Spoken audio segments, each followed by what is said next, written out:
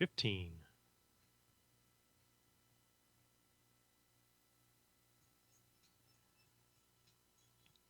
6, 5, 4, 3, 2, 1.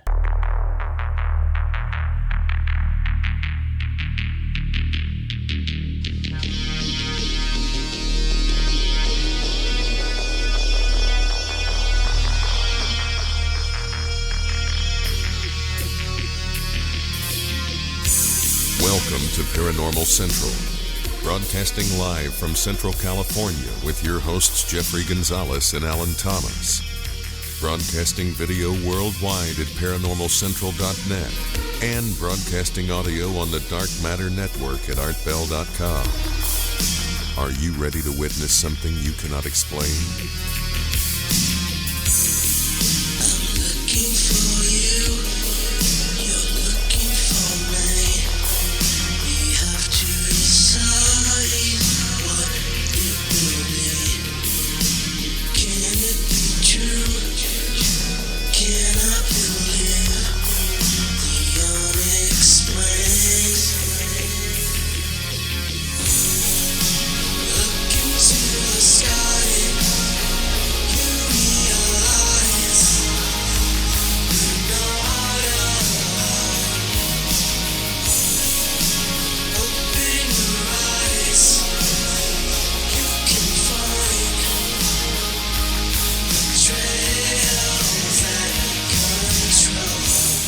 Hello everyone, welcome back to another episode of Paranormal Central, broadcasting live from the bottom left-hand corner of the Nevada Triangle in the city called Fresno, California.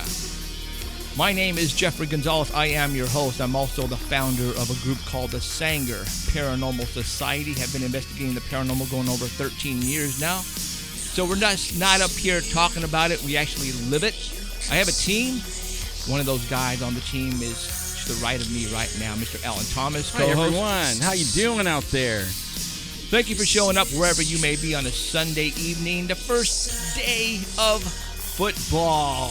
Yes, the streets were empty today. I mean, it was like abandoned. I mean, you can go anywhere right now, get a seat at a restaurant if you wanted or whatever, but it's pretty basement out there. Everybody's behind the couch, or I said behind the TV, sitting on the couch with a nice, cold, refreshing drink and watching their favorite football team either win or lose. And we're going to find out about a certain person's favorite team in a little bit. You know who I'm talking about, though. All right, well, if you're watching us right now on live stream, you are looking at us, obviously. We are broadcasting HD quality on live stream, and you should be seeing us really good right now. Or if you are listening to us at the Dark Matter Digital Network, you have two ways of catching us right now, either on live stream or the Dark Matter Digital Network. Where is that located? Well, that would be on Art Bell's website. Yeah, you heard me right. artbell.com is broadcasting our signal worldwide on their servers digitally. So we're broadcasting. We got the best of both worlds, live HD video and audio. So either way you want to watch or listen to us, you can. We are going to be looking at some photographs tonight from Danny and from Heidi, our reporters out in the field. We will be showing them here on live stream, but if you happen to be at the artbell.com website, they're going to be posted right now. I believe they are posted on the homepage at the artbell.com website, and they're marked. One is Danny Valder. No, one is marked Bigfoot Report with today's date, and the other one is marked, I believe, Heidi's Report, and with today's date. So, again, if you're over there and you get a chance, you can go to the website and take a look at those photos. So, what we're gonna do, actually, before we bring Danny on, let me tell you who we have on tonight. We have a special, very, very special guest. His name is Andrew Basiago.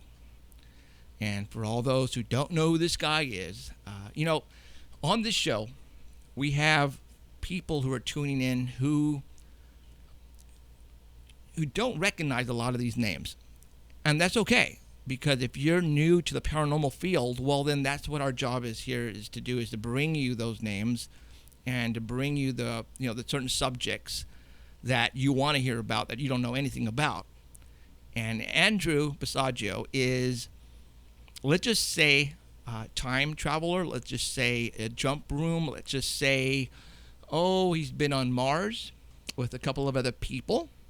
The Philadelphia experiment, just almost to that type of scenario where we're going to go to. So, this guy has been around. Everybody in the paranormal field knows who this guy is, and tonight we're going to introduce you to him to you guys. For all those who are basically, like I said, newbies,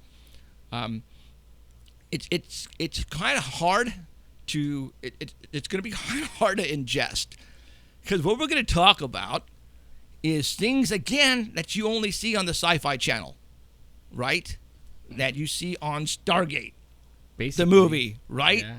But then you want to know, then you wonder, though, where did they get all those ideas that you see on TV from?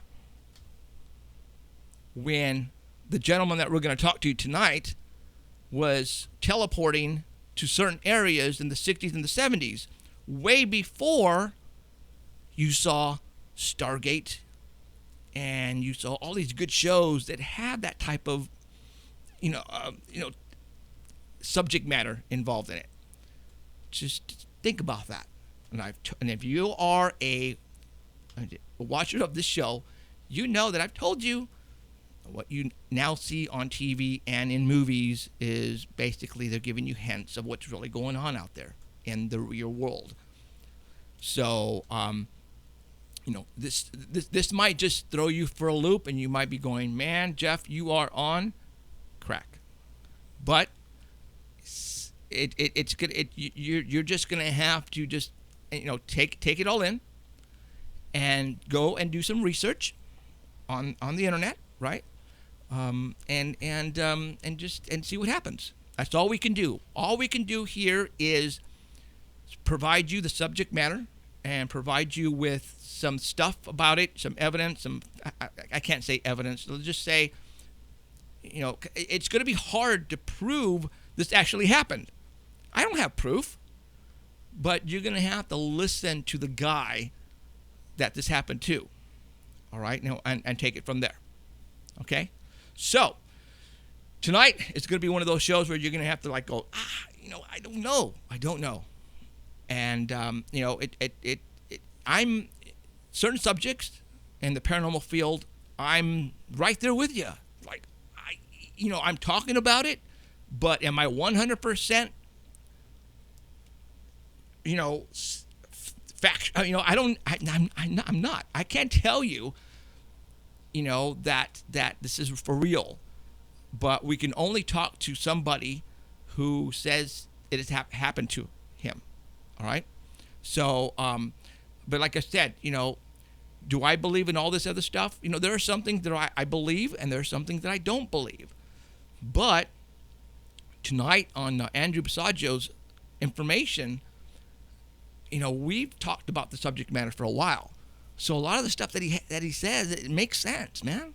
And we've talked to other people about it, and it makes sense. And he has a few people that back him up. Right. That they have the same stories. Right.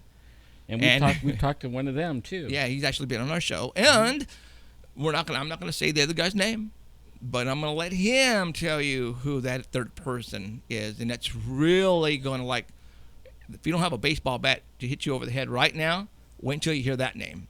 Then you're gonna go, no way, I'm turning this off right now. You guys are way out there. Well, again, just listen and take it all in. That's all we can ask you to do. Okay, so in the meantime, let's get a hold of Mr. Danny Valderrama, our Bigfoot reporter.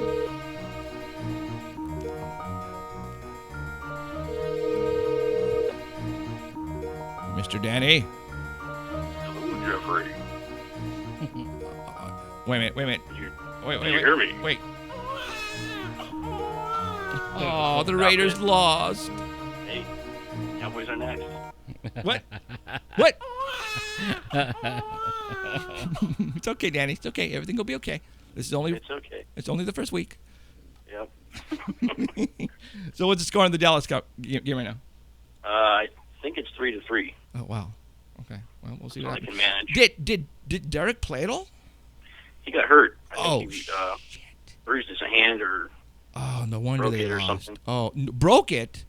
Yeah, Broke it or somebody bruised got it. hurt. Are you kidding me? no. Oh. He hit it on somebody's face mask. Oh no, dude, that's So, not so good. we're waiting to hear still. That is not good. Now they're gonna Is lose forever. that his throwing arm? Hand? It's a throwing arm. Oh crap! Now, see, you guys have to understand that I've been a Dallas Cowboy fan, yes, all my life, but I actually, right now, I'm rooting for the Raiders. Why? Because Derek Carr. Why? Because Derek Carr is from Fresno. Why? Fresno State. Okay, that's our guy right there. So I have to go for him. And I just didn't know. See, we've been in the studio all this time. I had no idea. And we went inside and we saw the TV and he wasn't playing. I'm going, what happened? Yeah. Oh my God, that sucks. Okay, well, let's hope he's okay. Have quarterbacks actually played with broken hands before? Yeah.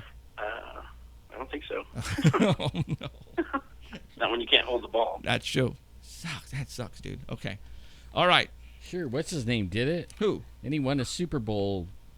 You know, he did everything. Who? What was his name? Rice and Never heard of him. Montana? yeah, Montana. He did everything. He even did Never- it with wait, one wait, wait, arm wait, tied wait, behind his back. What'd you once. say? Never heard of him? Yeah. I've never heard of him. Oh, you turkey! All right, man. Well, thank you. That again. You know, I know you are a big Raider football fan, and I know you are not feeling too good right now. But thank you for showing up and doing this for us. I appreciate it. I'll live. You know, I don't know how many windows the you broke. basement must be a dreary place. Or, right or now. all the windows in there are broken right now with crap thrown all over the place. All right, Mr. Danny Valderrama sent us over some photos on some stuff, and we're going to talk about them right now. And for all those who are listening at the artbell.com website, Dark Matter Digital Network, go to photograph number 1 like we're going to do right now, and I'm going to pull it up.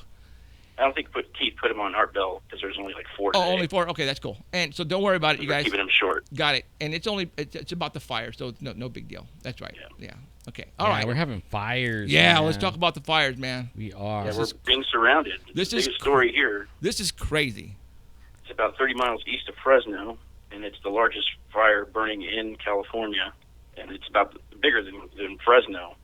Fresno is 115 square miles, and this fire burning, the rough fire, is 120 square miles.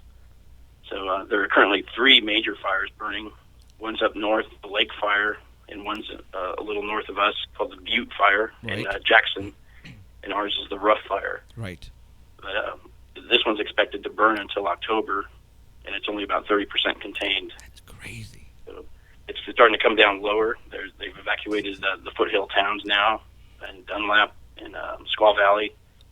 They have a big cat haven up there that is like a rescue for lions and tigers and bobcats, cougars, and all that stuff. Right. That place has been evacuated. And the fire, they showed a picture yesterday. That's the first picture. That's the cat haven you're looking at, and the fire is getting closer to it. So they had to make arrangements to get rid of all those big cats It's crazy. and take them to different shelters. And what does that mean for Bigfooting? Well, We're pretty limited. you know what? Let's talk about that, mister. That could be threatening our spot. Let's talk about that right now. The roads are blocked going up there right now. Absolutely. Okay, let's talk They're about closing that. all the roads. All right. Now, didn't one just start not too long ago? Like, Yeah, one's in Oakhurst, and our good friend Mickey Burrows is evacuating his parents because he says the fire's at their back door. jeez. So it's a big fire that's growing by the minute. Okay, In Oakhurst that all just right. started a couple hours ago. Okay. All right. Let's. I'm gonna conspiracy theory. Here we go. You ready? Well, Mickey, What? it wasn't Mickey the one that posted like a couple days ago. He was going up there to visit his parents, and somebody threw a cigarette out. Yeah.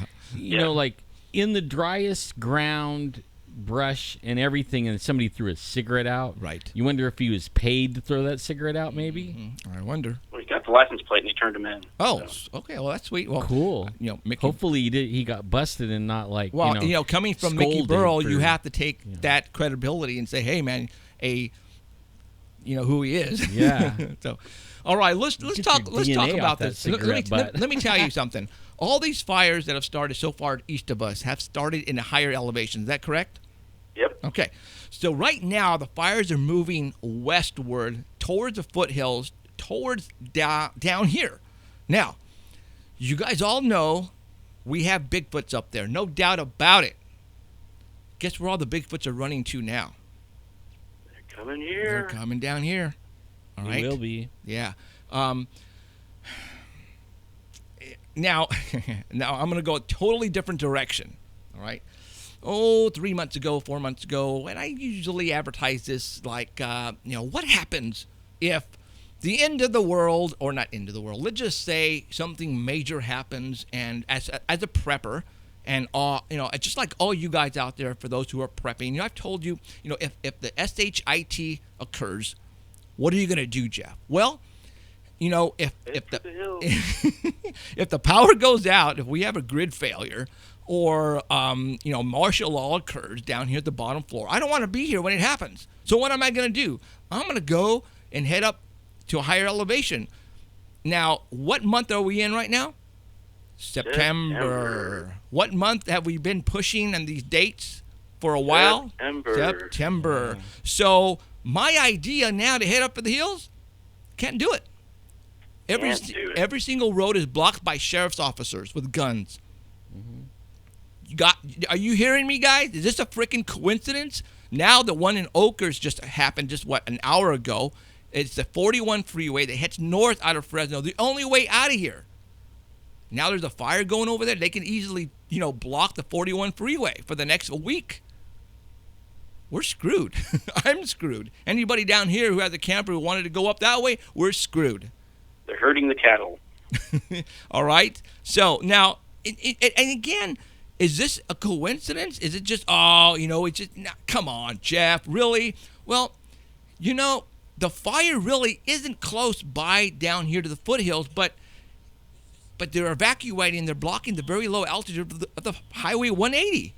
We cannot, our Bigfoot spot is blocked off. I can't go up there and get my cameras now.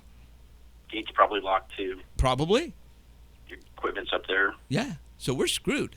Either way, no Bigfooting for us. All the Bigfoots right now are running, and they're probably heading down here to the bottom of the foothills. I guarantee you they're down here right now. Guarantee you. I know where they're at. Am I going to tell you guys? If you guys have been listening and watching us, there's one spot that I've told you that they've been spotted at. Go out there with your flashlights at nighttime. I dare you. It's interesting to note that that lady that was missing for a month was found near that area, and they said that she was attacked by a bear. Well, something. Although we didn't get any reports of bear sightings anywhere. Right. In this area. Something. Now, Mickey sent me a text today just by accident. She goes, "Hey, how's the Bigfoot spot? What do you think? Is it on fire?" And I said, "No, not right now, but it might be later on." And I still have my cameras up. And I told them, as soon as we get the chance, we're going to go up and retrieve those cameras, and I want you to come with me for a science backup. Then I changed the subject, and I told him, "Hey, that lady that they found with the bones and the half-eaten body?" And I said, "With no clothes?" And he said, "Yeah." And I said, what do you think happened there? And he goes, "Well, the sheriff's department took over that jurisdiction because that's their area." Then I said, "Okay, well," then he told me, what they found, which is exactly what we heard on the press conference and in the newspaper article. Then I said, "What about the clothes?" And then he said, "Well, when an animal eats the body, he'll drag, the parts of the bone with the clothes." I said, No. Chief Dyer said no clothes were found at the location. Silence. He couldn't give me an answer. And he would know. And he said there was no foul play. Why? Because they found her wallet with money and credit cards and everything. So he said there was a robbery. So the bears don't eat money and all that. They eat clothes. Every single bit of clothes? No, I don't think so. He could not give me an answer. Matter of fact, he was trying to laugh his way out of this one. Whoa. Okay? So now, 2 days ago, we have another missing hiker in Yosemite, you guys. Another One a one. week. So we got 4 in, what, a month? Yep. Yep. Is that crazy? Okay, 2 dead, 1 found alive, 9 Won't days. talk to anyone. And won't talk to anyone, 9 days out. And now we have another one in Yosemite who's been missing since 2 days ago. And nothing on him yet. All right, you guys? Missing 411. I mean, now you know why we talk about David Paulides' book all the time. Because it's happening like crazy. Now, with all the missing people going on right now, maybe they set the fires for a reason. Maybe they set the fires to run these Bigfoots out if that's what's getting them. I mean, don't you think it's, is it a coincidence that as soon as we started really, really talking about these missing people east of Fresno, then all of a sudden all these fires started popping up everywhere. And right now, the whole east side of Fresno in the mountains are on fire, where all the Bigfoots are at. And where we've got all these reports of Sean, Courtright, Bass Lake, Trimmer Springs, Pine Flat, Dunlap. Really? So think about that, you guys. Chances are high somebody's going to see one. Yes. More than one. And I would bet the firefighters already have. Oh, yeah, and they've been told to shut up. Oh, yeah, like one of my friends, because I lived up there for a long time in the foothills, right. And a lot of my friends and neighbors and kids we were, growing up with, my kids are all firefighters now. And one of them found a footprint of a Bigfoot and then put his boot next to it and took a picture. Right. And I guess got scolded for it, so no other pictures have come out since then. But everybody was like, whoa, and it was a huge footprint. But I also heard, even before, like a week before that somewhere up in the Northern California fire, the firefighters got lost. The smoke was really thick, and they got lost in the smoke, and they were wandering around, and they think they went in a circle. They weren't sure. At one point, they found like a waterfall or something, and they thought that if worst came to worst, they could get like under the creek, right, under the little waterfall, get all wet, right? Yeah, and maybe survive, even though there was smoke and everything. Mm-hmm. As they moved closer to it, there was a whole bunch of Bigfoots in the waterfall, and staring them down. So then they just started backing up, and the guy that was telling me this, or writing it to me, told me that he got the distinct impression that the Bigfoots, thought that they were the ones that started the fire. Wait. The Bigfoot thought that the firemen started the fire? Right. The way he felt like was that... Like they're pissed off at him, basically. Right. And they backed up and somehow found their way out. Even though they were surrounded, they found a way through. Isn't that interesting? Out. But that's what he felt. He felt that way. Yeah. Well, I don't know. For one thing, looking at a bunch of Bigfoots, you can feel a number of things. For one thing, yeah, you can. Scared, probably pooped in your pants and peed at the same time. Am I going to be dinner for these guys, or am I dead? Am I going to go home tonight to see my family? Right. But it's just kind of weird that we're talking about what if they're setting these fires on purpose. Now, maybe these Bigfoot did see these firefighters start some backfiring, okay, and thought maybe, these guys are the ones that are doing it, not realizing that they're starting backfires to decrease, and go right. Have a fire burn into a burned area, and then it goes out. Right. Nothing to burn. And maybe the Bigfoots don't think that, but right. I wonder how many firefighters right now are actually, shoveling. All of a sudden, they see this dark object run right across them, and they're going, "What did I just see?" Well, I know they're like cutting trees like crazy, and something that really bothered me in the last few years we've been going up there is the trees. Even when we were going up to Thule, it was something that really, all the trees are dead. Did you notice that? Like a lot of dead trees, of dead trees. They got a lack of water for one thing. Right. But I mean, any fire anywhere is going to go like crazy because I see what you're saying. I mean, trees, you have what's the word I'm looking for? Ammo, basically. I mean, you have. Yeah, exactly. Okay, well, that stinks for us because, we've been having a lot of luck in the Bigfoot area. Well, you know what? I don't think we're going to have to go up high elevation, man. We're not. We just have to be right down here at the foothill. And I was Just telling be you, outside. yeah, I told you where we need to go, and we need to contact this person. And you know where I'm talking about, Danny, down here. Yep. We need to go see him and maybe camp out there and just scope out that mountain or climb that hill behind him. Go park your fifth wheel and just sit in there with everybody looking out a different window. Oh my gosh! So, all right. Well, So the next picture shows a smoke Picture? of an area What that picture? is already burned but still smoldering. right. I showed all the And pictures. then those the other picture shows the area that's still actively burning. Right. I took those out the window of the airplane when we flew over. Oh, that was into you. Texas. Yeah, Wow. I took those pictures. Wow. I was still looking for Bigfoot, even from the air. I guess so. He would look We pretty still have little. other places that we can go. What? So we're not totally shut out. Say They're that. not going to stop us. Yeah, we have a spot. Well, Yeah. As a matter of fact, I won't say what's going on exactly, but I will say that we did get a very credible report earlier this week with evidence. And we were awaiting that evidence for review, and it was from a good friend of ours. Oh, yeah. Who actually did see the evidence and knows the witnesses, but we're just waiting for the witnesses to come forward. It doesn't sound like the witnesses were looking for Bigfoot, Nope. but they did see it. Let's just say video.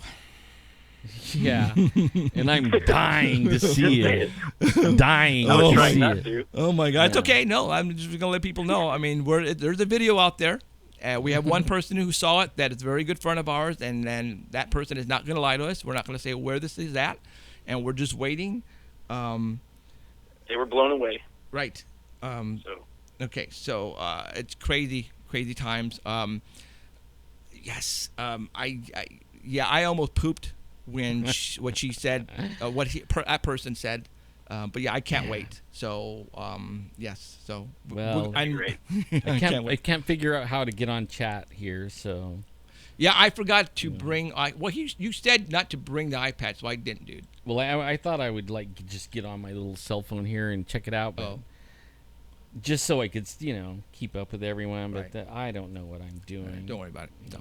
All right. Okay. All right, Mr. Danny. Thank you But very it much. seems and like I a lot will, of fun. Here I am. I'm hitting an X on the screen. That's your X. So.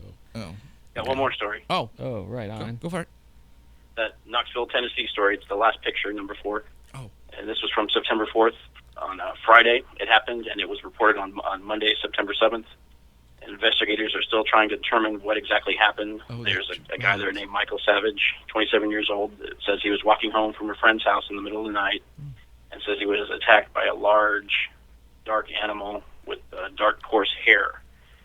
And he walked after the attack. He walked several miles home, and then when they saw him, they took him to the hospital.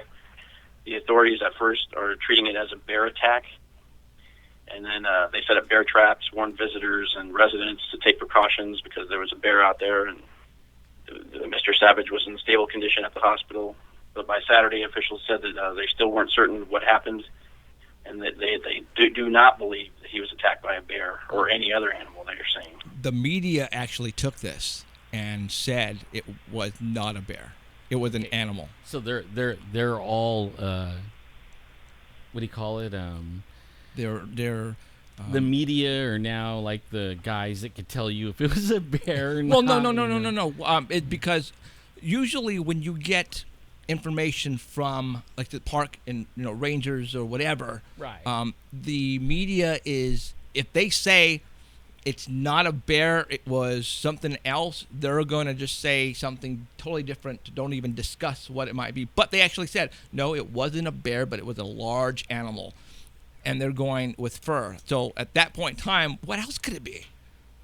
What else could They're it be? saying that there was no physical evidence at the area where he says he was attacked, and he has no defensive wounds on him, no bite marks. And when people are attacked by bears, they have bite marks sure. on their arms, hands, and backs, and he just has a bunch of lacerations on him. He didn't have any of the regular tell signs of an attack by a bear. He even says he stabbed it, and there was no blood or hair on his knife. So I think it kind of sounds like either something weird happened to him, or he came home too late and he had to pay when he got home. From the wife. He was attacked by the baby mama. That's funny. Okay. Well, you know what? I don't know. I don't know. You got to come up with a good story. Yeah, right? will we ever know about this? Now you're probably a fan of Paranormal Central and decided to blame Bigfoot. Damn it. Giving us a bad rap already. All right. Anything else? All right. That's it. Okay. All right. Go ahead and text me the scores and make them be the real scores and not like 31-0 or anything like that in favor of the Giants. Yeah, we'll see. You suck. It might be 6-3. This game is boring. Yeah, whatever. All right. Go to sleep. You're in timeout. All right. You're in timeout. We'll see. All right, we'll Danny. See you guys. Bye. Bye. All right. He's a big hardcore Raider fan, that Mr. Danny Valderrama is, Mr. And God, I hope Derek Carr didn't break his hand. That would just destroy their chance, because they had a good chance this year of doing something with him. Yeah. Oh my gosh, yeah, man. They get the bad breaks. Wow. I'm just saying, wow. That just okay. All right. Next thing I want to really quick is we received a care package from a big fan of ours in Arkansas, Jan McKillop, I believe it pronounces right, and she sent over 10 of these Bigfoot call that she found at the dollar store, and everybody's finding them now, and we just haven't had the time to go out, but she sent us a box of 10. Let's see what they sound like. Watch all the. I'm going to go ahead and do it, and the Bigfoots are going to come in here in the walls and just kill us. Hold this one's ears. Sounds like a party thing. Party favor? Yeah. Or he had grandma's beans. Well, guess what? I'm going to take this with me the next time and see what happens. Yeah. You never know. You never know. You never know. Because it's like, where did they get the idea for this? But it says made in China. Oh, maybe it's a Yeti. A Yeti? Yeah. Well, anyway, dollar stores apparently have them right now. And it's called Bigfoot Call. So thank you, Jan, for sending us a box of 10. We will definitely. We will put them to we good will definitely give it a try. And we're going to put them to good use. You never know, It might, like, the little ones, the little Bigfoots might come out, like. No kidding. Oh, hey. Because, on the picture, it looks like a binky. It does. I don't know if anybody knows what a binky is. Oh, like yeah. a pacifier. Oh, yeah. Like, it's a Bigfoot binky. Yeah. Well, we might just give one to Bigfoot when we give him our the goodies. We'll put one of those in there, see what happens. A goodie bag for the Bigfoot. So, all right, we're gonna give Andrew a call here in about 5 minutes. What else is going on? Well, we're gonna have a lot of time. I hope there's a lot of information to talk about with Andrew. So hopefully we'll get all that out of the way, and then after him, we're going to do Heidi's report, and then after Heidi, we're going to get Christopher Garitano on the phone. He is the filmmaker of the Montauk Chronicles. I saw the movie because Elizabeth actually had it, and she let me borrow it. And I saw it, and I'm going, whoa, this thing is really good.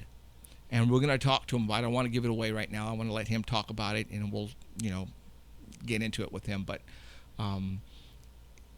let's just say there was an underground facility on the East Coast called Camp Hero, where they brought in, let's say, teenagers, children, and tried to make them into, I don't want to say super soldiers, maybe super soldiers, but into more powerful human beings. All right, and we're going to get into it. So, but it was done very well. I was kind of really like impressed. program their brain. Yeah. Brainwash. Let's just say that the kids that they did get were special in some way. Yeah. Ooh, special in some way. That goes to missing 411. People are getting taken. Oh, of the last book, huh? Well, but they're finding the bodies though. Right, but only doesn't mean they're not taking their DNA and then making, because now they could take the DNA and they could make you. They could take you right to the lab and they can make something. We can go in all different directions on this, but all right. You know what? Let's just go ahead and call Andrew. They don't need the whole body. They just need your DNA. Yeah, true. They could grow your butt right on the the back of a rabbit. With all the wrong one. take this one out. Plug this one in. Yeah. So with the technology that we have today, it's everything. Everything has changed. We can do so much now. I mean, it's crazy. Oops, sorry. All right. Okay. Oh, you know what? I'm going to do something here real quick. Go ahead and talk real quick while I take this off. I can talk. What do you got? I've got to take the cover off my phone here, guys, because I don't want that. Yeah, well, like this, I think all this stuff that we're going to talk about tonight with these guys, I think it's pretty real. Yeah. And if that is real, then all the other junk we're reading about, like Jade Helm and all that, that has to have something real in it, too. I mean, here we are. We only got a couple days left, right, before Jade Helm officially goes official. And I can hardly wait to see what's going to happen. I mean, there's things flying in and out of my email box like crazy. Really? Andrew? Yes. Hey, Yes. Andrew. This is Jeffrey. Hi, Jeff. Can you hear me okay? No, actually, I can't. You're kind of muffled. Am I muffled? Oh. How about me? Do I sound muffled? It's a little bit more forward. Ah. Really? Okay, hold on. Let's see what's going on here. Check 1, 2, 3. It's my volume problem. Sorry. Okay. Okay, no problem. You're You're fine. There Are was we just good? a volume problem on this side on my laptop. Sorry. right on. Okay, cool. Well, you sound great Yeah, over you here. sound good. All right, Andrew, thank you very much for coming on with us today. Good to be on. All right. I've been wanting to get you on for the longest time, but I've been waiting until our audience got to a point where now it's time to get these big stars on. So that's why I wanted to bring you on now, because now we're being broadcasted That's funny. on the artbell.com website, and we're shooting out live stream worldwide. So we got a lot of people watching and listening to us right now. So Andrew, man, I tell Yes. you, okay, let's the people that are watching us are, I want to say half and half. Half of the people here know a lot about the paranormal, and the other half are people who are interested and don't know much about it. And I told them that, we're going to have guests on that are going to talk about certain subjects that are going to blow you out of the water. That is, this is the stuff that you see in the movies and the TVs, and so what we're going to do, and I told them, is what we're going to do is we're going to bring you this stuff, and we're going to let the person talk about it, and we're going to let them judge. So what we're going to talk about tonight is something where you could have saw on the Sci-Fi Channel last week. Okay. Well, Jeff, I've kind of subtled it.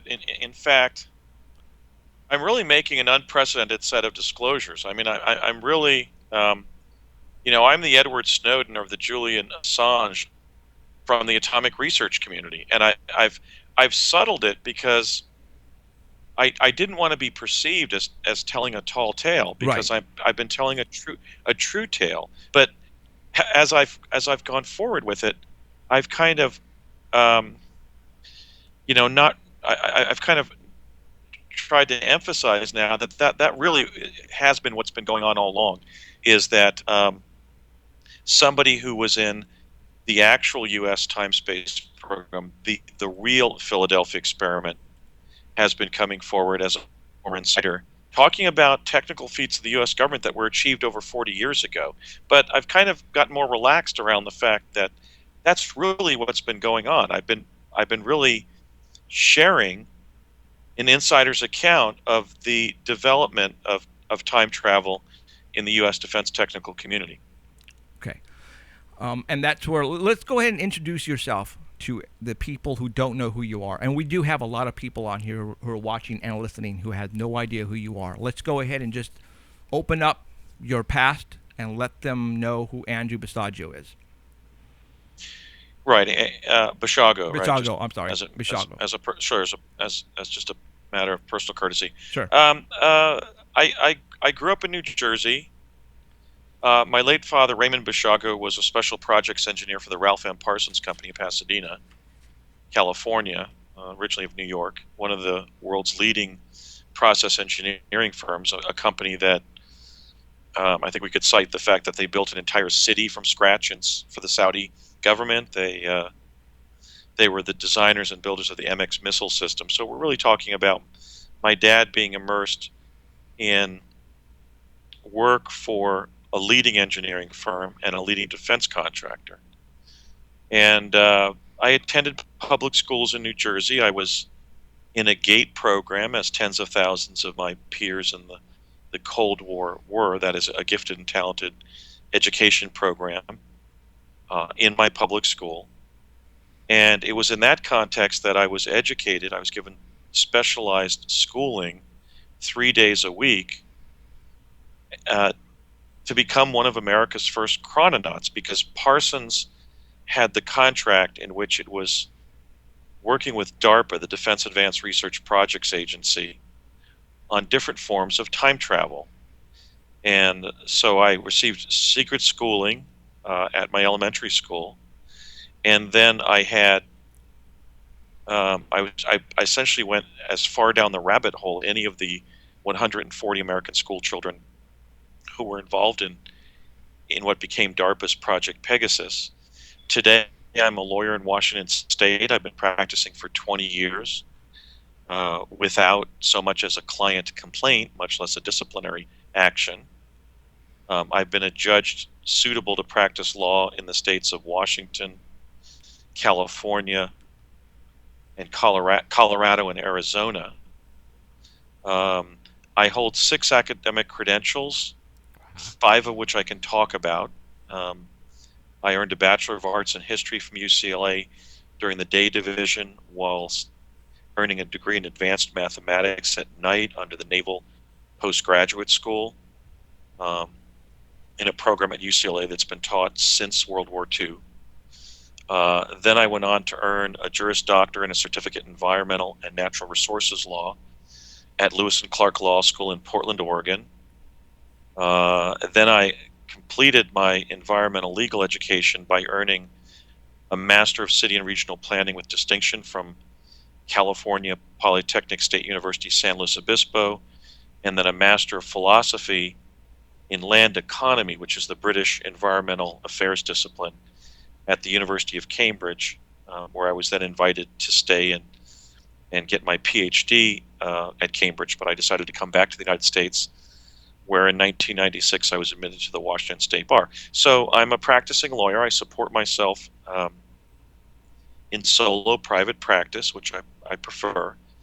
But for the past 11 years now, I've been speaking publicly, initially in public talks that I was giving, and then on radio, and then on television and radio, about the fact that time travel is not something that we will one day accomplish. It's something that we accomplished over a generation ago in the secret reaches of the military-industrial complex. And when I realized as an environmental lawyer what I had been involved in, I felt morally compelled, professionally and morally compelled to step forward, because if we implement the Tesla teleportation that the project that I was on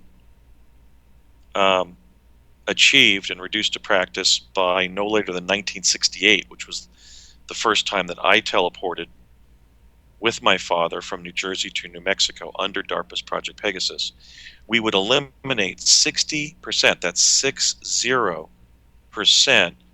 of the greenhouse gases that human industry is depositing in the world's atmosphere every year. In other words, we could more than half solve what Al Gore would define as the global warming problem, or the problem of climate change caused by human industry, if we just did one thing, and that is get rid of all these internal combustion engines, which Vice President Gore described as essentially the catastrophe of our civilization, the disaster of the introduction of the internal combustion engine. If we replace that with Tesla teleportation, we would be eliminating 60% of the problem. So I'm speaking out in a sense of urgency. I'm speaking the truth, and I'm that rare creature. I'm an insider from a secret defense project, and I think I've done something unprecedented, which is step forward and prove one of the advanced esoteric technologies that was secretly developed by our government, and that could be of great social benefit if it was declassified and deployed. I wonder if that would. You think that would lead that Tesla coil thing? And this is Alan, by the way. Hi, Alan. How you doing, man? Good. Do you think the Tesla coil also could bring on like the electricity? You know how like free electricity. Yes, the Tesla cover-up is at the heart of the time travel cover-up and the free energy cover-up. Tesla's papers were never lost.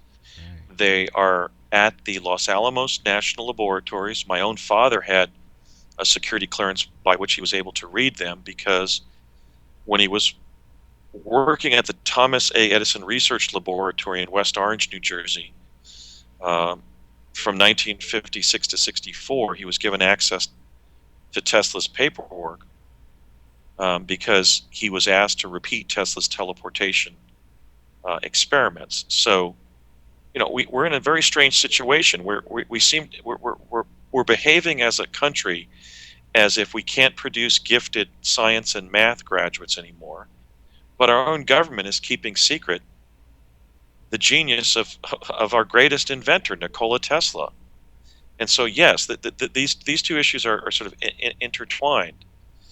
They've been blocking the free energy that Tesla developed, and at the same time, they've been blocking specific standalone technical applications that he developed, one of them being a teleporter between which is radiated an energy that is latent and pervasive in the universe that Tesla discovered, which he called radiant energy. And when that was broadcast between two elliptical armatures, two elliptical booms, on the shop floor at Curtis Wright in Woodridge, New Jersey, we were jumping through that energy, and a portal tunnel was opening up by which we were reaching Santa Fe, New Mexico in several seconds. Wow. Now, so since, let's just use 1970. I mean, I first jumped in 68, but let's just use 1970 because it's a convenient benchmark. For the last 45 years, we could have been living in a world where, for example, instead of having to fly in a commercial airliner for 24 hours between London, England, and Sydney, Australia, we could have been reaching it in 5 seconds. Mm-hmm. And our government has been keeping that information back while the global commons has been filling up with toxins from the forms of transport that we're using, and also the toxins that result from conventional energy production, like burning oil, burning coal, nuclear. Do you know that every nuclear power plant on Earth has only a 3.5-week supply of diesel to drive its cooling system in the event that we have, for example, an electromagnetic pulse that knocks out our electrical system globally or regionally? I mean, we're on the brink of disaster, and yet we could be the heroic country that solves these threats by doing one thing, which is declassifying and deploying the works of Nikola Tesla. But it sounds like it would also hit the pocketbook. Well, it's all about money. Some big time It is. dudes. It is all about money. Yeah. Well, it may be about survival. Imagine Could if be, we had, yeah. let's say, an EM pulse event, not from an act of war or terrorism, but from a natural event like, I don't know, a comet passing by our planet and hitting the atmosphere. Or even the that sun. could knock out. You know? Yeah, let's say that knocked out the power for North America. Mm-hmm.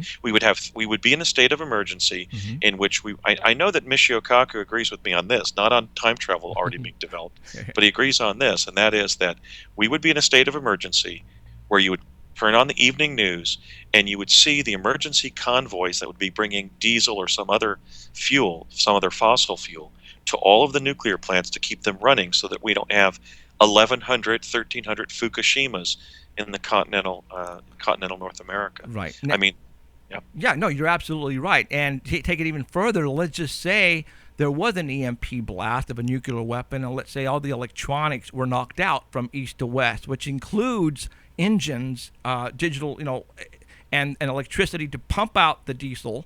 Everything will come to a standstill. And, Exactly. And a majority, 85%, 90% of those nuclear plants are on the east side of the Mississippi River. And So you're Right. talking all those people are gone within a certain amount of time, because there's no way to get the diesel from point A to point B. Right. So I elaborated my environmental legal education to the international level, where I was sitting in seminars at Cambridge for a year, listening to brilliant people from every country on earth presenting their ideas about, let's say, climate change or endangered species protection. And I was really out of touch because I was so focused on my education. I was out of touch with what I had done as a child. And then I had somewhat of an impedance in my career in my mid to late 30s that enabled me to go back and start thinking about what we had done in the program.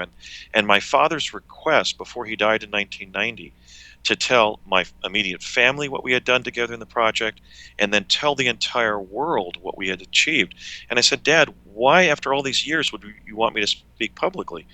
And he said, son, because we were part of something great. We were part of something that's going to define the human future. You have to tell humanity. So I kind of woke up after, gee whiz, not 20 years, but 10 years of focusing on the conventional approach to the problem of the environment and development, and there I was at Cambridge, really getting the state of the art in environmental law and science. But quite frankly, most of that was stuck in the 70s. Just like when you go into a restaurant, James Taylor's playing on the music, right? We're stuck in the 70s. We're driving the same cars.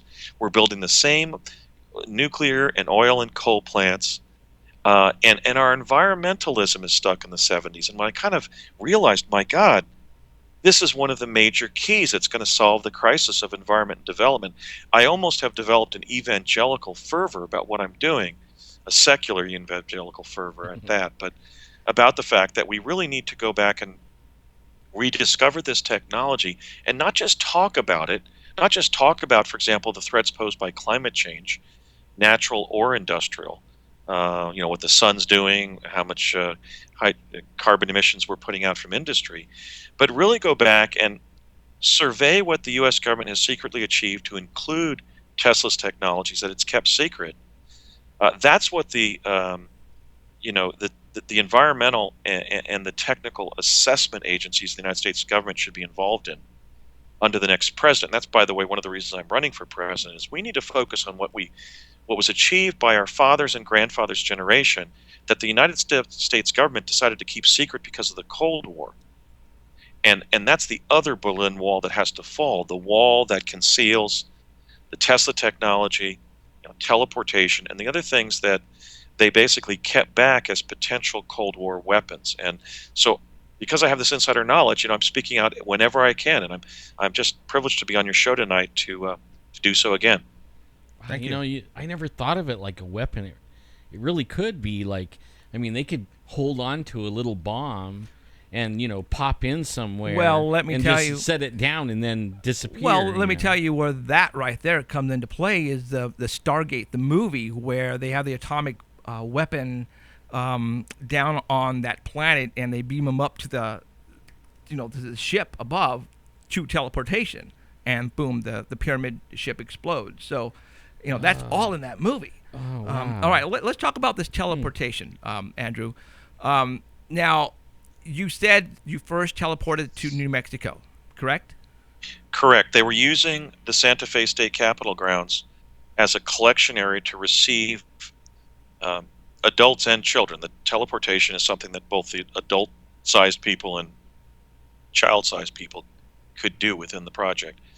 Now, I've often been asked, in fact, I was asked by Ty Ventura and Sean Stone when I filmed Conspiracy Theory with Governor Ventura a number of years back, why the Santa Fe State Capitol grounds? If this was a secret Cold War project, why would you be popping into view when you jump through the Tesla device, in your case in New Jersey? Why were they using this as the collection area, public grounds like this? And the reason was essentially it's demonstrable. I asked my father that question when I was on the project, and he said, because if we teleport right to the labs, meaning to the Los Alamos National Laboratories or Sandia, because, for example, the return teleport was within Sandia, within It was in a room in Sandia. But if we teleported to, let's say, the grounds outside of one of the buildings at Lanel or at Sandia, my dad said somebody might see something. And so this really shows you how there was sort of that strange love, that sort of that get smart kind of complication to the Cold War. We were being involved in testing and training in this Tesla teleportation, but they were simultaneously concealing it from the Soviet spies that were known to have penetrated the Los Alamos National Laboratories. That later was revealed as the Klaus, not under J. Robert Oppenheimer, who was probably wrongfully accused as a left-leaning intellectual. It was actually under a man by the name of Dr. Klaus Fuchs, who was actually maintaining a network of Soviet spies and sympathizers within the U.S. atomic research community. So they used Lanel because if any of your listeners ever visit not Lanel, excuse me, they were using the state capitol grounds in Santa Fe, because if any of your listeners ever visit those grounds, very interesting actually, state capitol complex. Santa Fe is a hodgepodge of buildings that are different angles, of different styles, built in different eras. There's a lot of foliage, trees and bushes. And so if a kid, for example, suddenly popped into view and ran past some building, the overwhelming chance is that nobody would see anything. As, for example, if we popped into view right outside a window at Lanel, or, in the back, behind one of the buildings at Sandia, or on a military base. So they were using sort of the situational economies of this hodgepodge of buildings that is the New Mexico State Capitol complex in Santa Fe as the place they were teleporting us to. And I was only seen, I think, I'm going to guesstimate here, but I would say maybe 2 or 3 times. One time was pretty comedic. I actually popped into view in front of this elderly gentleman who must have been out on his morning stroll. And he was so startled to see me suddenly pop into view in the sidewalk in front of him that his pipe dropped out of his mouth. And a young lady walking in, probably into work at one of the state office buildings there, assisted him in picking up his pipe and tried to, communicate with him as he was sort of shaking his forefinger at me, that boy, because I had just popped into view right in front of him. So there were a couple times when the citizens of Santa Fe saw me arrive via teleportation. I was able, during one of my major fact-finding trips to New Mexico, to meet a waitress actually in Madrid who had attended kindergarten. When she attended kindergarten in Santa Fe in 1974, she learned of the stories of kids suddenly being seen popping into view in the state capitol complex in Santa Fe. And it was regarded, I think it's a great topic for your show, it was regarded sort of as a paranormal event. We were presumed to be ghosts or spirits when in fact we were same-aged peers of that 1960s cohort that had been involved in a secret project under DARPA, and were popping into view there when the Vortal tunnels, the tunnels in time space that the Tesla device opened up, closed, and we were just finding footfall there somewhere in the state capitol complex. Wow. So we can probably go back and do research and see if there was any type of stories back at that time, and that would, there you go.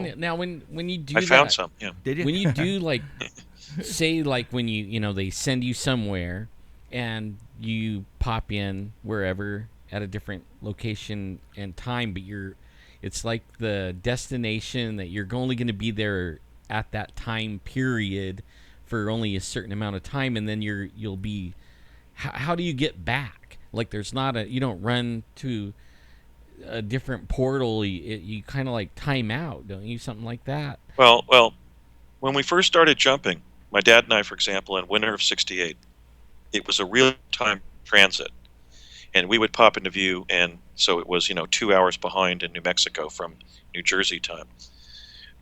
But then, and I had to actually memorize the entire street map of Santa Fe. I feel like when I go to Santa Fe, I was just in Santa Fe, I just crossed the country from Los Angeles to Charlotte, North Carolina, and I was in Santa Fe again. It's sort of my adopted hometown psychologically, because I had to memorize the street map to be able to find the collection area, which was right in front of what's called the Baton Memorial Building, which was the pre-1966 state capitol building that now houses, for example, the Attorney General of New Mexico. So I had to learn that map to get there from wherever I popped into view in Greater Santa Fe. Because when we started jumping in 1968 and even into 1970-71, we had a lecture from Jack Pruitt, who was a team leader on Pegasus, who later became the research director of Project Montauk. And Jack explained to us how, we could jump through the device in 1971 and find that it was 1791 in Santa Fe. And so we had a protocol of what to do. Thankfully, we only had one excursion like that. We accidentally jumped from 1971 to 91. And individuals at Sandia assisted us in getting back to 1971 via teleportation. But what would happen is we would pop into view, usually pretty close to the collection area. I mean, they were certainly by summer of 1970, when we started jumping as a group of children, they were able to pinpoint the area near the roundhouse there in the Baton building pretty accurately. There might be a short walk to the collection area. Sometimes we ran, sometimes we competed in competitions to get there first. And then we would do stuff in New Mexico, taking, an hour, a day, a week, a summer. And then we would be taken to either by one of the facilitators, or in my case, sometimes I was in these one-off jumps with my dad, because we had sort of integrated our jumping to New Mexico into our lifestyle as a father and son. Back at the house, we would go from our house in Morris Plains, New Jersey, by car over to Curtis Wright, and then jump to New Mexico and do things, and then come home. But the return teleport, in answer to that point that you're asking, the return teleport was at the Sandia National Labs, and it was an identical device in an identical room, down to the linoleum floor tile, and the Dixie cup and number 2 yellow and green Eberhard Faber, pencil on the windowsill. I think they believed that maybe the teleport at Curtis Wright, New Jersey, which they discovered accidentally when they built one of Tesla's designs there from his hidden papers, his secret papers. I think they believed the whole room was some kind of resonator or something. Or maybe they were just trying to design the rooms identically so that if anybody commandeered the teleportation system, they would be confused as to whether they were in New Jersey or New Mexico. But it was an identical room, and we would jump through the device there back to the tarmac at Curtis Wright. So sometimes they were real-time transports, but by summer of 70, we noticed that we were spending the entire day in New Mexico until night fell there. And of course, New Mexico, again, being 2 hours behind the East Coast. And it would be dark when they took us to Sandia. We maybe had dinner at a Howard Johnson's restaurant in Albuquerque. Then they would drive us by private automobile up to Sandia. And we realized in summer of 70, when we were jumping through the Tesla device at Sandia, that it was like 11 o'clock in the morning back in New Jersey. And so as we were being escorted to the cars to take us back to our school, we asked them one time in fall of 70, you're putting us back in time, right? We're time traveling now. And they said, yes. And we asked them, how far can you set us back? And they said 12 hours.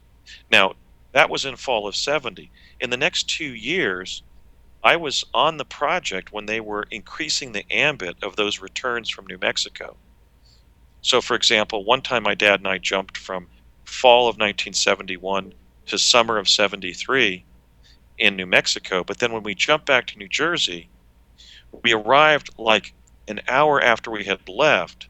And so that whole summer in New Mexico was sort of obliterated. It was sort of obviated by the fact that we had regressed on our original timeline via teleportation back to an hour before we had left. And in that way, Project Pegasus basically time looped me so that I spent 3 extra summers in New Mexico, a summer of 1971, where I then jumped back to the beginning of summer of 71 and lived an original, a new summer of 71 set of experiences. Then there was the jump with my dad from fall of 71 to summer of 73. We arrived there around June 1st of 73 and spent all of my first summer of 73 in New Mexico, then jumped back to the fall of 71. And then when we progressed in real time to the summer of 1972, we again jumped at the beginning of the summer of 72 in New Jersey to New Mexico, spent the entire summer of 72 there, living in the same house that we did, even though we had already stayed there for a summer of 73. And then we jumped back to New Jersey and we lived the summer of 1972 over again. And you know the incredulity about the So when I described this to my two older brothers in the second summer of '72, I said to them when we were walking back from the showers at the Rangeley Lakes campground in Maine, beautiful Rangeley Lakes, Maine. I said, this is the second summer of '72 that I'm living, and they actually pushed me off the trail, into the pine needles, because it's a ridiculous assertion. Right. But that's in fact my chronology during those years of my third, fourth, and fifth grade year. But those were the complications occasioned by jumping to New Mexico and then jumping back so as to arrive about an hour after we had left at the beginning of the summer. So I'm going to be 54 on September 18th in 5 days, but biologically I'm going to turn around 55 years of age because I picked up an extra year of experience being time looped in New Mexico. Wow. Happy birthday, by the way. Thank you. Birthdays. I'm Birthdays. Confused. Birthdays. Yeah. You're messing, right now people are hitting themselves in the heads and they're pulling out their hairs because it's like, this is so amazing. It's like, are you kidding me? Well, the only question I got now is, okay, you 73, the summer of '73.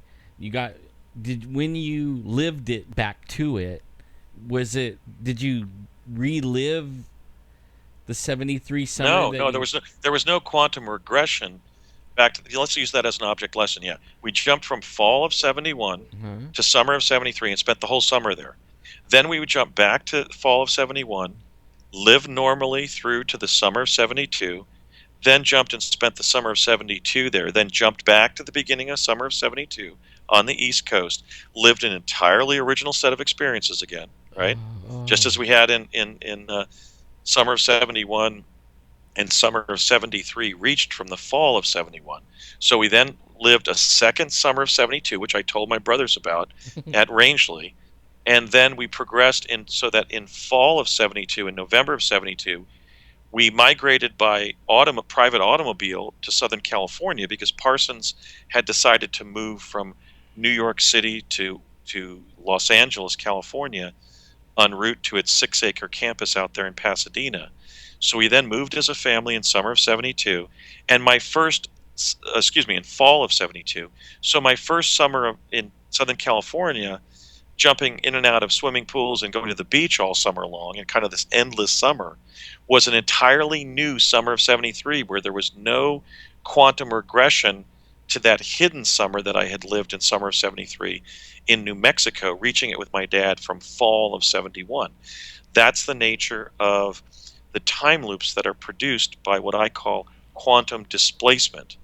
When you go someplace via teleportation and then regress back to your point of embarkation, not only in space but in time, you then live that time over again, but it's an original set of experiences. It's a new set of experiences because you've been repositioned in time space to take another swing at that summer, for example. So, that summer. It's not like Groundhog Day. I was going to say that right now. Exactly. Groundhog Not Day. at all. No, it was not like Okay. It was really the opposite of that concept. It was an original set of experiences in the quantum hologram, right, because we had been regressed. It's just like if you went out with your friends and you went bowling and then you time traveled back to the beginning of your game, you'd bowl a whole nother game and get a different score, and there'd be different gutter balls and there'd be different strikes and different in other words, you would live the whole evening over again, but Okay. in an original way, in a new way. So that's what we were doing. Now, See, that's cool. you know I think what? that's You know cool. what?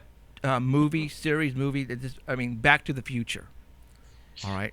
I haven't seen it because I don't watch any of the time travel movies or TV shows. Really? Oh man. I only know about them from secondhand. I Okay. never watched. Yeah. It's like, it's too bad they didn't have the lotto back then. Right? Yes. You could be In fact, when you Tesla teleport, you don't go to an alternate timeline. You regress in sort of a regular way on the timeline that you're on. And in fact, we had a demonstration of one of the electro-optical devices that sees the future, and where you stand in the hologram, you visit the future, called the Chronovisor, at a national security watch post in Flemington, New Jersey, in fall of '70. And they explained during that sort of dog and pony show to that facility within the emerging time-space research community that all of the individuals on the program, all of the adults, were basically investing in under blind trust because so they wouldn't opportunize on what they learned about the future in the project. So during those years, I think as my siblings could probably testify, my dad was buying up, whenever he invested in the stock market, they were these run-of-the-mill Texas and Oklahoma oil and natural gas companies because he couldn't, well, Microsoft was an initial public offering in Yeah, or 1971, like, oh my God. more like 1984. But they weren't able, if they knew, let's say, that a company emerged and just took off as an IPO, Right. it would actually be an infraction if they did that. They might be actually prosecuted. Whoa. So they had signed, loyalty agreements, and part of it was a fiduciary kind of clause where they couldn't financially opportunize on what they knew about the future. Because it was when we were doing those regressions, for example, in 71, 73, and then in 72, my dad could have literally taken the stock listings from the Wall Street Journal and brought it back with us to the past, because that's paper and you can take paper when Back you're to the future, Andrew. Well, no, back to the past to then yes. to then reach the future in the normal way. We were just talking about that, but man, though, that sucks because that's just not right. I mean, I would like. Yeah, can you imagine how messed up everything could get pretty messed up if this became like a norm for everyone? Because everybody would be trying to cheat. Yeah, that's what the honest, that's what the honest Boy Scouts like my dad did. But when you look at the private wealth of some of these people, both directly and indirectly connected to Pegasus, I think there was gross violation of that protocol. I think there was dramatic privateering. Look at the personal wealth of somebody like a Donald Rumsfeld or the Bush family. Don Rumsfeld was the defense attaché to Pegasus, and the Bushes were apprised of their presidencies by no later than 1971. And I know that because I had lunch with them, and Junior was all over that restaurant at the tables where the project people were dining, saying, "Have you heard? My daddy and I are going to be president." Okay, so if you look at, for example, the wealth of the Bush family, Vice President Cheney, Secretary Rumsfeld, and all of those Republicans who became part of the Carlyle Group. The Carlyle Group itself may have resulted. I'm not alleging this because I don't want to be sued by the Carlyle Group General Counsel. But I don't know if this is true, but I'm just saying the potential for gross violation of that fiduciary duty not to opportunize on information about the future, I think probably happened. Let me just cite one example that we know. We know that on September 10th of 2001, or somewhat earlier, several days earlier, I was just going to say this. Buzzy Krongard, the Assistant Director of Central Intelligence, shorted American Airlines and United Airlines and made, about $100 million. Yeah.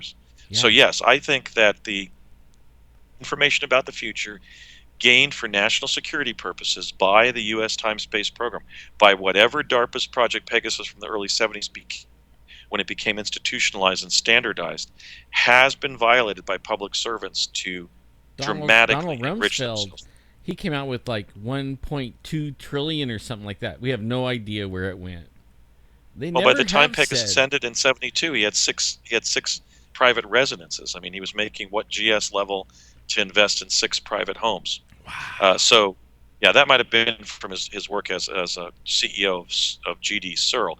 But I'm just saying that, the example of Buzzy Krongard is one case where I believe that the forward intelligence from Pegasus may have been exploited in an unethical way. And I think he didn't collect on that. I don't think he appeared or processed the paperwork to claim those funds. Wow. Yeah, the good guy. But got that was screwed. Publicized short. The good guy gets screwed. That was publicized. Sorry. No. Yeah, the good guy gets screwed. Yeah. Sorry about that. No, but that was publicized right after 9/11, and just like the press conference that Secretary Rumsfeld gave on September 10th about the fact that $2.3 trillion were missing from the Pentagon. Right. The fact that some highly placed CIA officials had shorted the very airlines that were identified as the airlines that would be hijacked on 9/11 or allegedly hijacked was also sort of memory hold by our Orwellian media, mass media. It was. Yeah, there's a bunch of little glitchy things around 9/11. I mean, but only nobody can explain it. Right. But only a lot of glitchy stuff. Right. Yeah, like now, I've been following you for a long time, and belong to the little Facebook group that you have. Actually, not little anymore. It's huge. Right. It's certainly grown. Yeah, I mean, it's real popular too. And mostly I just go in there and read. But I read somewhere, and it's been a long time, but you said somewhere where you actually were talked with Washington. And I know the most popular one is the one where you went to the Gettysburg. Yeah, but I mean the Washington, to me, that was like, whoa. I actually kept that story back, Alan, because I also kept my conversation with Jim Morrison of the Doors at a bar in Albuquerque. I kept those two parts of my life story secret during the first at least 5 years of my truth campaign, probably 10 if you go all the way back to when I started lecturing in 2004. I only revealed those last year because they were so unbelievable that I was concerned that people would believe that I was telling a tall tale. But what happened was they wanted to test the efficacy of the chronovisors to tune in a past event so that historians could look at it and say, oh, that's what really happened. That's what the crowd looked like at Gettysburg when Abraham Lincoln was standing on that 3-foot dais giving the Gettysburg Address. Okay? I'm gonna put up that picture right now on the live stream so everybody can see that. Right. So they took the lives of individuals for whom hundreds of things had been written about. Individuals like Jesus of Nazareth, George Washington, and Abraham Lincoln in our, Western Christian American civilization. Certainly Jesus and Washington and Lincoln were very prominent historical figures. So they had so much information about those three individuals that they were propagating scenes of their lives via chronovisor and even filming them. In fact, my dad's team filmed the crucifixion and the resurrection. And that's also something that I haven't been emphasizing. I haven't been emphasizing the fact that they had film of the resurrection that was actually discrepant from the biblical account. What my dad's team found was that two angels, not one, showed up and helped Jesus push the rock away. Whether he had resurrected or revived from natural causes, two individuals appeared in the crypt and assisted him. But in any case, I'm getting off track here. But so they were studying the lives, for example, of George Washington. We had all the books. We had almost at that point 170 years or so, or no, what did we have? We had almost 200 years of an accumulation of books and PhD history treatises and so forth, theses on Washington's life and times. And so what happened was they were studying Washington's life, and one of the scenes they were tuning in was his mysterious retreat in the middle of the night from New York Harbor. You can even find an account of that in David McCullough's fairly recent book, 1776. In August of 1776, Washington's men in New York Harbor, with the potential basically to fire on the British Navy at anchor in New York Harbor, towards dusk and in the middle of the night, just got up and left and walked up the swale to Brooklyn Heights and then on to Manhattan to essentially escape the British Army, as Maryland sharpshooters tried to keep the British Army suppressed, so that essentially the lion's share of the regiments that made up the Revolutionary Army could escape and not die there. Now, that was an abiding historical mystery. So they tuned in on Washington, on his tent, on individuals he was meeting with, to try to find out why he decided to do that brilliant military. Saving the Revolutionary Army made possible the revolutionary victory during the Revolutionary War and the creation of the United States as a nation, rather than some obscure event in British history called the hanging of George Washington. What happened was they saw me enter his tent and speak with Washington for about an hour. And they said, my God, we've got... It wasn't just me, by the way. It was another child in the program, two of us. As one stood outside, two of us went into his tent. So they saw us and recorded us communicating with General Washington about the urgent need that we were delivering from the government in the future of the country that he would found, whose capital city would be named for him, if he did this thing urgently. If he, all these propitious things would happen if he retreated his troops immediately. So Washington, so they had the quantum conundrum of seeing that we were there, and then they had to wonder, well, we know Washington made the right move and saved the Revolutionary Army by retreating from New York Harbor in late August of 1776. Should we now send the kids there because we see them on chronovision? And the decision they made was essentially the logical one. Yes, they should send us after being briefed on what they recorded us saying there, because we still had to go from the future there to give that briefing. And because I had an unusually gifted memory, I had to memorize about a page of a briefing that I briefed General Washington with. So we then, in real time, we then went there after they already had the chronovisor-derived film footage showing me briefing Washington in his tent, in which I explained his situation and that all the propitious things I was discussing, his victory in the Revolutionary War, the creation of the United States, the fact that this country would be the greatest country in the history of civilization, that its capital, that he would be known as the father of his country, that the capital city of that country would be named for Washington for him. None of these propitious things would happen if he didn't retreat his troops immediately. And Washington had a kind of, he was raised by the Cavalier generation. His father's generation is known as the Cavalier generation. So he had kind of this relaxed demeanor. I've described it as kind of a bemused swagger. He was a substantial man and an impeccably dressed man, and highly intelligent. A British gentleman at that. He sounded not unlike Prince Charles today, somebody who speaks, the King's English or the Queen's English. Whoa. But he was relaxed and humorous, and he was sort of bemused by our assertion that we were time travelers from his own future. And he kept on insisting that we were angels. And I said, no, sir, we in fact are time travelers sent by the government of the country you will found from the 1970s, about 200 years in your future. And he said, well, this is a very tall drink of water, Andrew. I had given him my name. Why should I believe you? If you're not angels, then why should I believe some boys who just walked into my camp? We had been chronovised to the periphery of his camp, and we talked our way into his tent. Of course, children are much less threatening than adults when you're essentially performing quantum espionage, as it were, to create your country. Did you guys And have so, to dress like the period, or What were you dressed like? yeah, or were you dressed like? we were dressed in more contemporary clothing, consisting of basically tailored shirts, blue jeans, and black patent leather shoes, and we weren't asked about our clothing. Sometimes we were dressed in period clothing, like I was dressed as a Union bugle boy when they sent me to Gettysburg in 1863. But Washington did not, to his credit, he did not believe me. Of course, he, upon his discretion, hung the entire revolutionary cause. And so he said, this is just too much. I'm sorry, I can't believe you.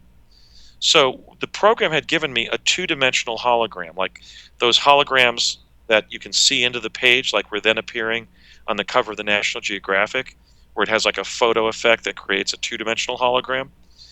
And I showed it to him. I said, sir, I was given this to show you as an artifact of printing. And I handed it to him, and I was actually coached how to say this. I said, surely, sir, that's not a printing artifact from your time.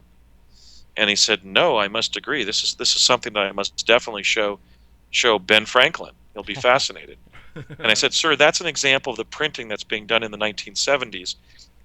And we brought that to show you that we are, in fact, from your future, and that a catastrophe of a universal order will occur if you do not believe me and do not retreat your troops immediately from New York Harbor. So as I said that, Washington, again, to his credit, he's got the hologram in his hand, this 8.5 by 11 paper hologram, right? And he stood up and he looked away in his own tent, as if he was looking in the middle distance, and he said, I shall order the retreat immediately. Wow. And he said it with utter gravity. And then, in fact, we didn't see Washington for the rest of our stay there as daytime progressed into dusk and the retreat began. They had retreated Washington to Manhattan ahead of his troops because he was the most important soldier there. Right. As general of the entire Revolutionary Army. So we didn't see him again. He didn't even say goodbye. He just said, I shall retreat my troops immediately, left his tent, and then we lingered around and went down to the swale above the New York Harbor, where his troops then began streaming up in a line, and every third or fourth man would step out of line and say, "Listen, boys, we've heard about you, how you came here and urged General Washington to order the retreat. Are you boys angels or what?" And what struck me is how young they were. Right. Washington troops were like in their late teens and early 20s. And I had described that, and then I realized many of the founders were in their 20s. Yeah. I mean, how old was Alexander Hamilton in 1776? 19? Yeah, they're Okay, all so young. they were young men. So they were streaming up from New York Harbor and stepping out of line and asking us whether we were angels, and that in fact is how that incident of us going there for the Nixon administration under DARPA's Project Pegasus got incorporated into American folklore, that Washington had made some of his decisions after being consulted by angels. You see, we don't even know what Washington said about us later in his career or in his writings. He may have said, I've looked for his writings about this subject, and I was unable to find any reference to being consulted by angels. That comes down to us sort of through folklore, just as his famous dream about the son of the Republic has come down to us through folklore. But the folkloric account is that we were angels, and we don't even know if Washington might in the future have said, oh, it was so strange when those angels visited me at Brooklyn Heights.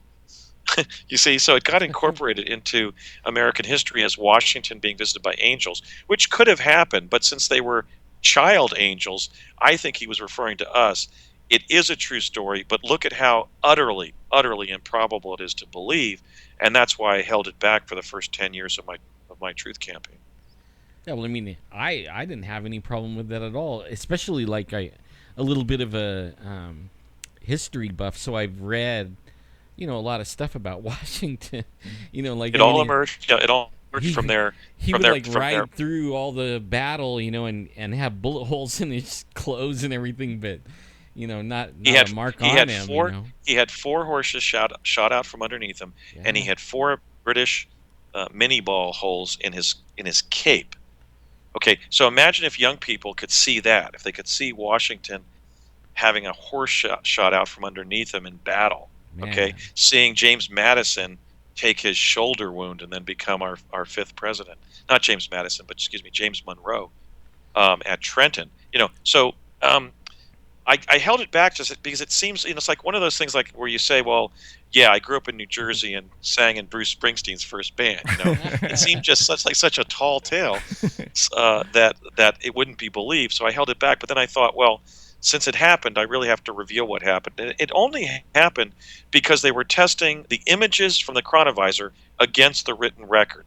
And then they saw me and they realized, my God, we're going to have to send them there to give this briefing, or we better, because we don't know what the quantum consequence is going to be if we don't send them.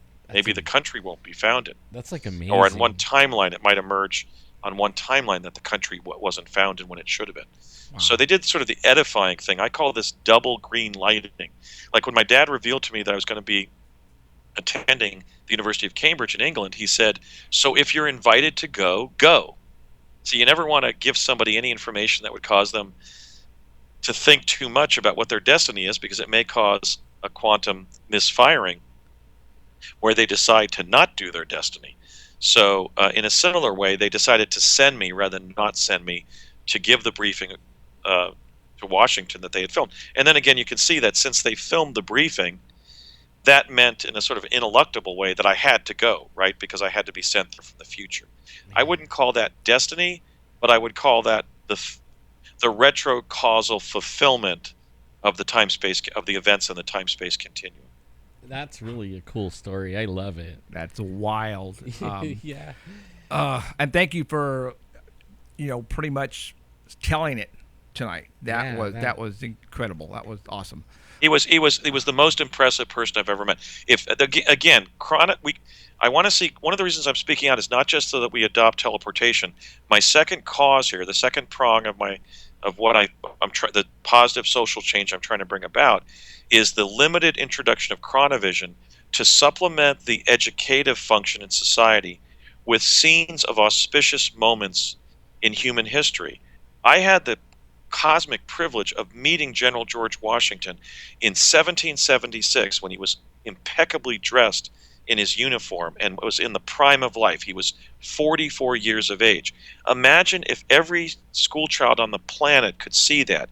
at a quantum museum or library, let's say in their nation's capital, or at regional libraries where the United States government would be filming these chronovisor-based scenes of auspicious moments in the past so that school children could have their education and their outlook supplemented with these kinds of scenes.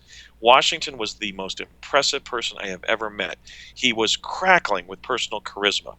Wow. There was a golden light around him, and I hope this gets to Governor Ventura. The only other person I have met personally who had the golden aura that you could physically see around him as General George Washington was Governor Jesse Ventura. Wow.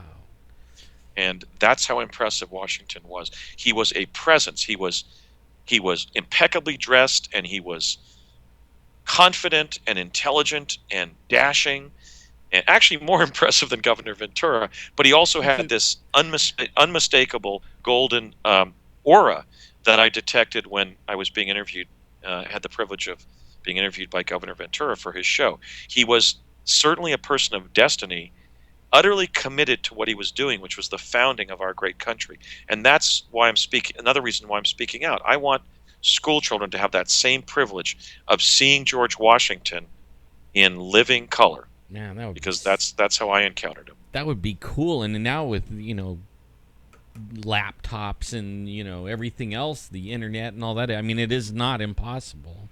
We would be able to distribute it through on YouTube. Yeah. Imagine an era 10 years from now where as president, I've declassified Chronovision, and people are just going wild watching YouTubes of auspicious moments in human history. Man. Derived from the National Archives.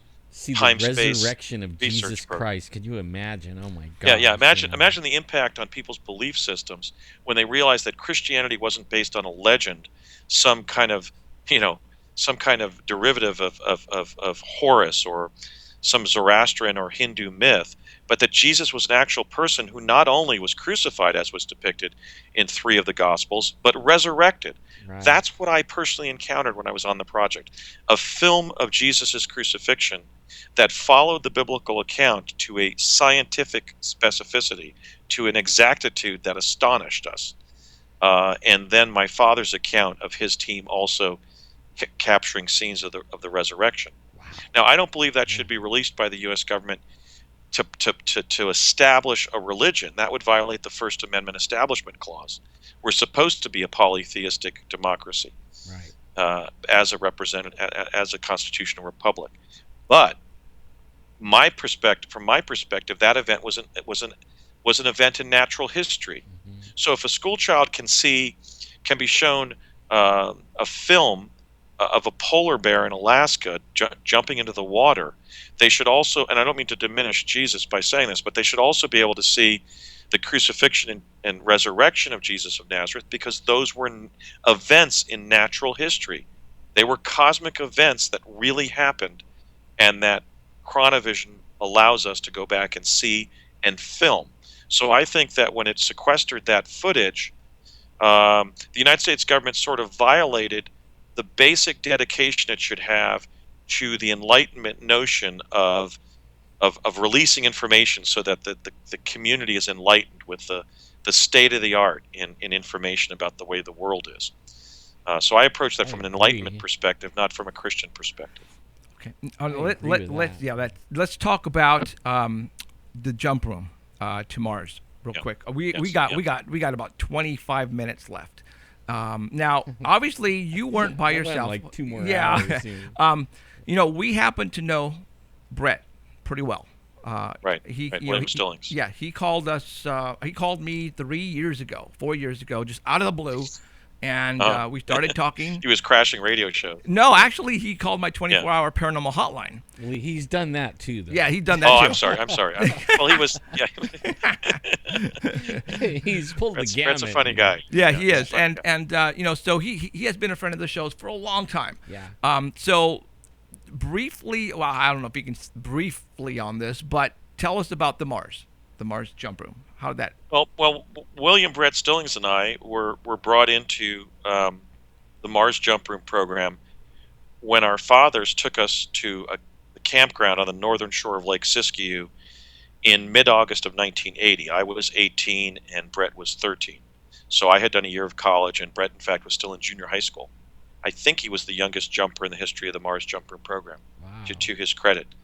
And our dads just revealed to us that they were taking us on camping trips. We had not yet met. We didn't know each other. My father was still working for Parsons, and he would for the rest of his career.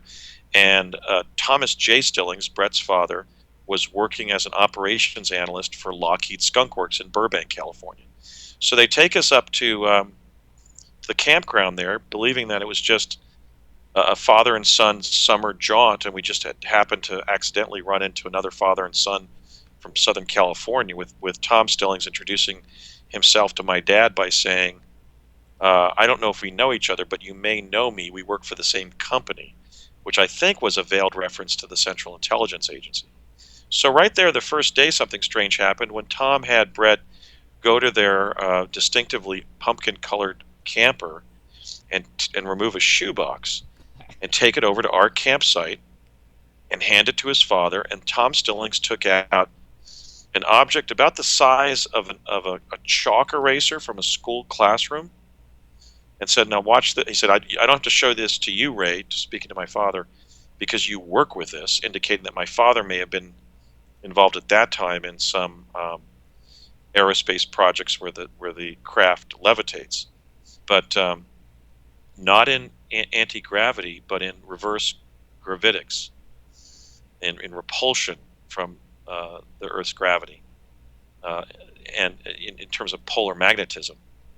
And the object hovered above the ground. He just said, well, now watch this, Andy, and he suspended it about a foot off the ground. Then the next day, they got up promptly at 1 o'clock and began walking to another campsite. Now, both of our fathers had stopped at the McLeod Market in McLeod before taking us up to the campground at Lake Siskiyou, and both had said, "Son, I'm gonna be out in about 15 minutes. Just stay in the car." But when they did come out, they had like 5 days growth of beard. In fact, Brett says that his father shaved before going in, and still had about a 3-day growth of beard when he came out of the McLeod Market. So they had been time looped somehow in some kind of, probably for the purpose of some kind of project briefing that we were not privy to, but that they had to be privy to as the engineers on the project. Wow. So we then went up to the campground, and then so the next day they start at 1 o'clock on Sunday. This would have been around August 17th or so. I had to look at the calendar. I think Monday was the 18th of 1980. They start walking towards another campground, and Brett and I, being teenagers, sort of skipped ahead of our fathers and went into the campground and almost collided with the person occupying that campground, with a friend of his, who is a name you will recognize. Edwin Aldrin Jr., Buzz Aldrin. Whoa. The second man to land on the moon was in the neighboring campsite. Wow. And this is almost a verbatim quote. I have an eidetic, I don't have a photographic memory, but I have a very, very good eidetic memory. And what astronaut Aldrin said to Brett Stillings and I is, "Andy, Brett, great to meet you, fellas. Well, listen, you two are going to be doing something I did several years back, and that's go off planet. And let me tell you, boys, it's going to be the experience of a lifetime." So he was like selling us on going off planet. And Brett and I kind of look at each other, as we would for a number of times over the next 4 years, like, is this really happening?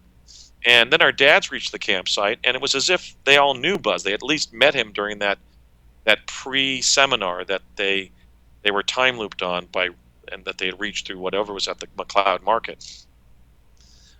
So we didn't really spend much more time at astronaut Aldrin's campsite. We met his friend, and they were just camping there. And we then went back to our campsite.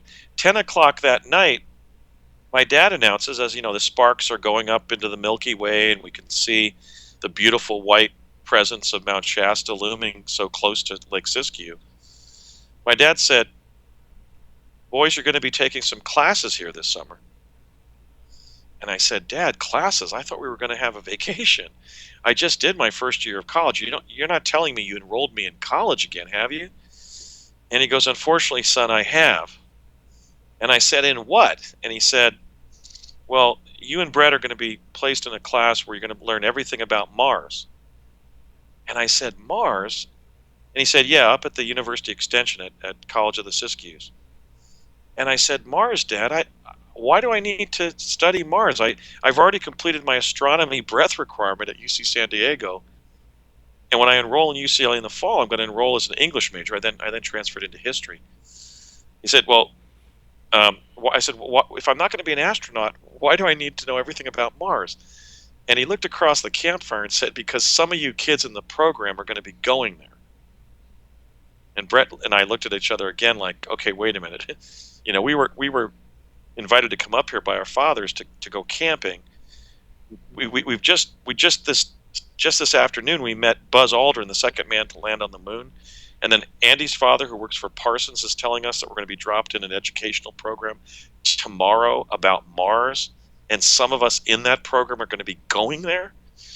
And that's, in fact, what happened. The next morning, we took our first several days of classes up at the University Extension in Wairika. I was just up there a number of weeks ago. I stopped, and it's all grown out. And as the residents of Shasta will know, in 1980, there was just that Wairika extension up there. They had even just built the roads to get there. Now there's classrooms and houses all around there 35 years later.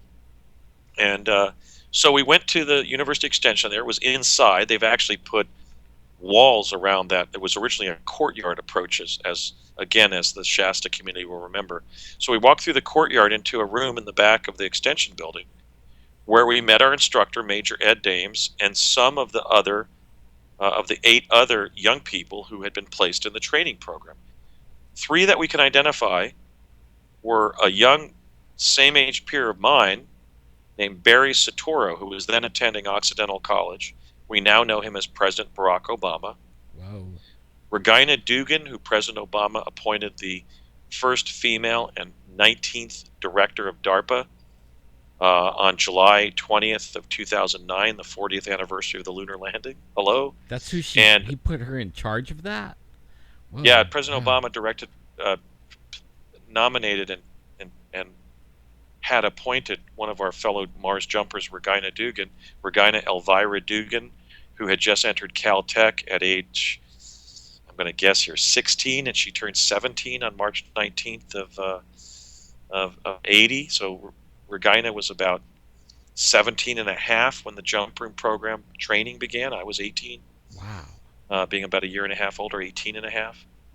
Almost 19.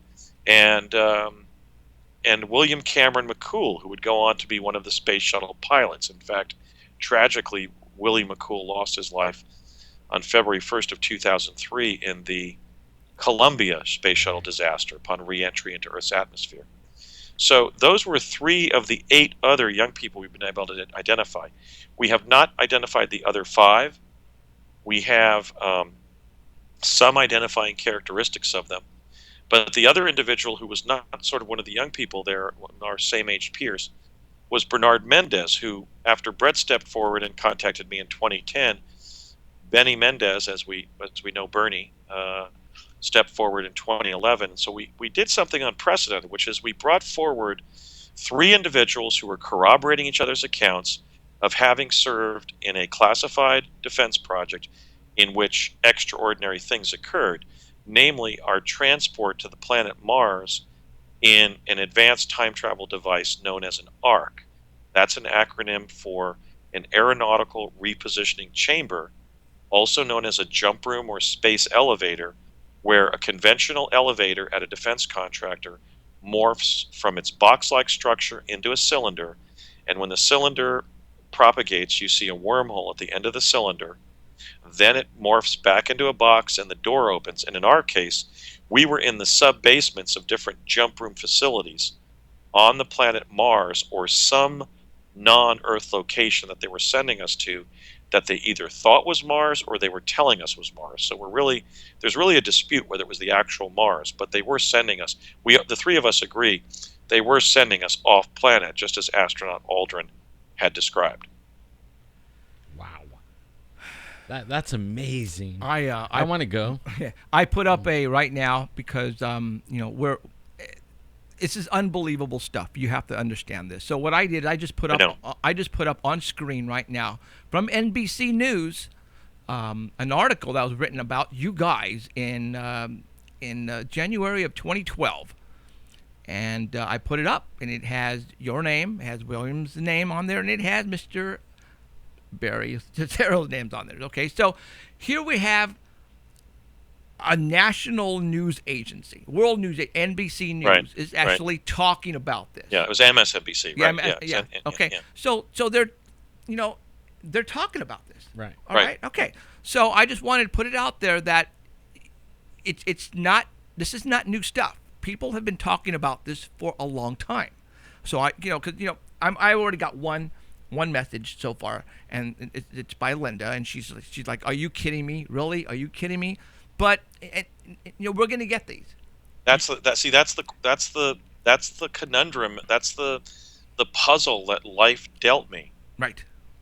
Now, so I've used what we call in trial law the inundative method of presentation, which is to put so many facts at the feet of the jury, in this case the jury of public opinion, right, so that my facts have to ultimately be deemed unassailable. Let me follow up, though, on that NBC story. Sure. That wasn't just a standalone story about our subjective claims. Okay. That was a follow-up to the fact that when we appeared on Coast to Coast AM with George Norrie on November 10th of 2011, not just with Brett, but I also brought forward the great-granddaughter of President Dwight David Eisenhower, Laura Magdalene Eisenhower.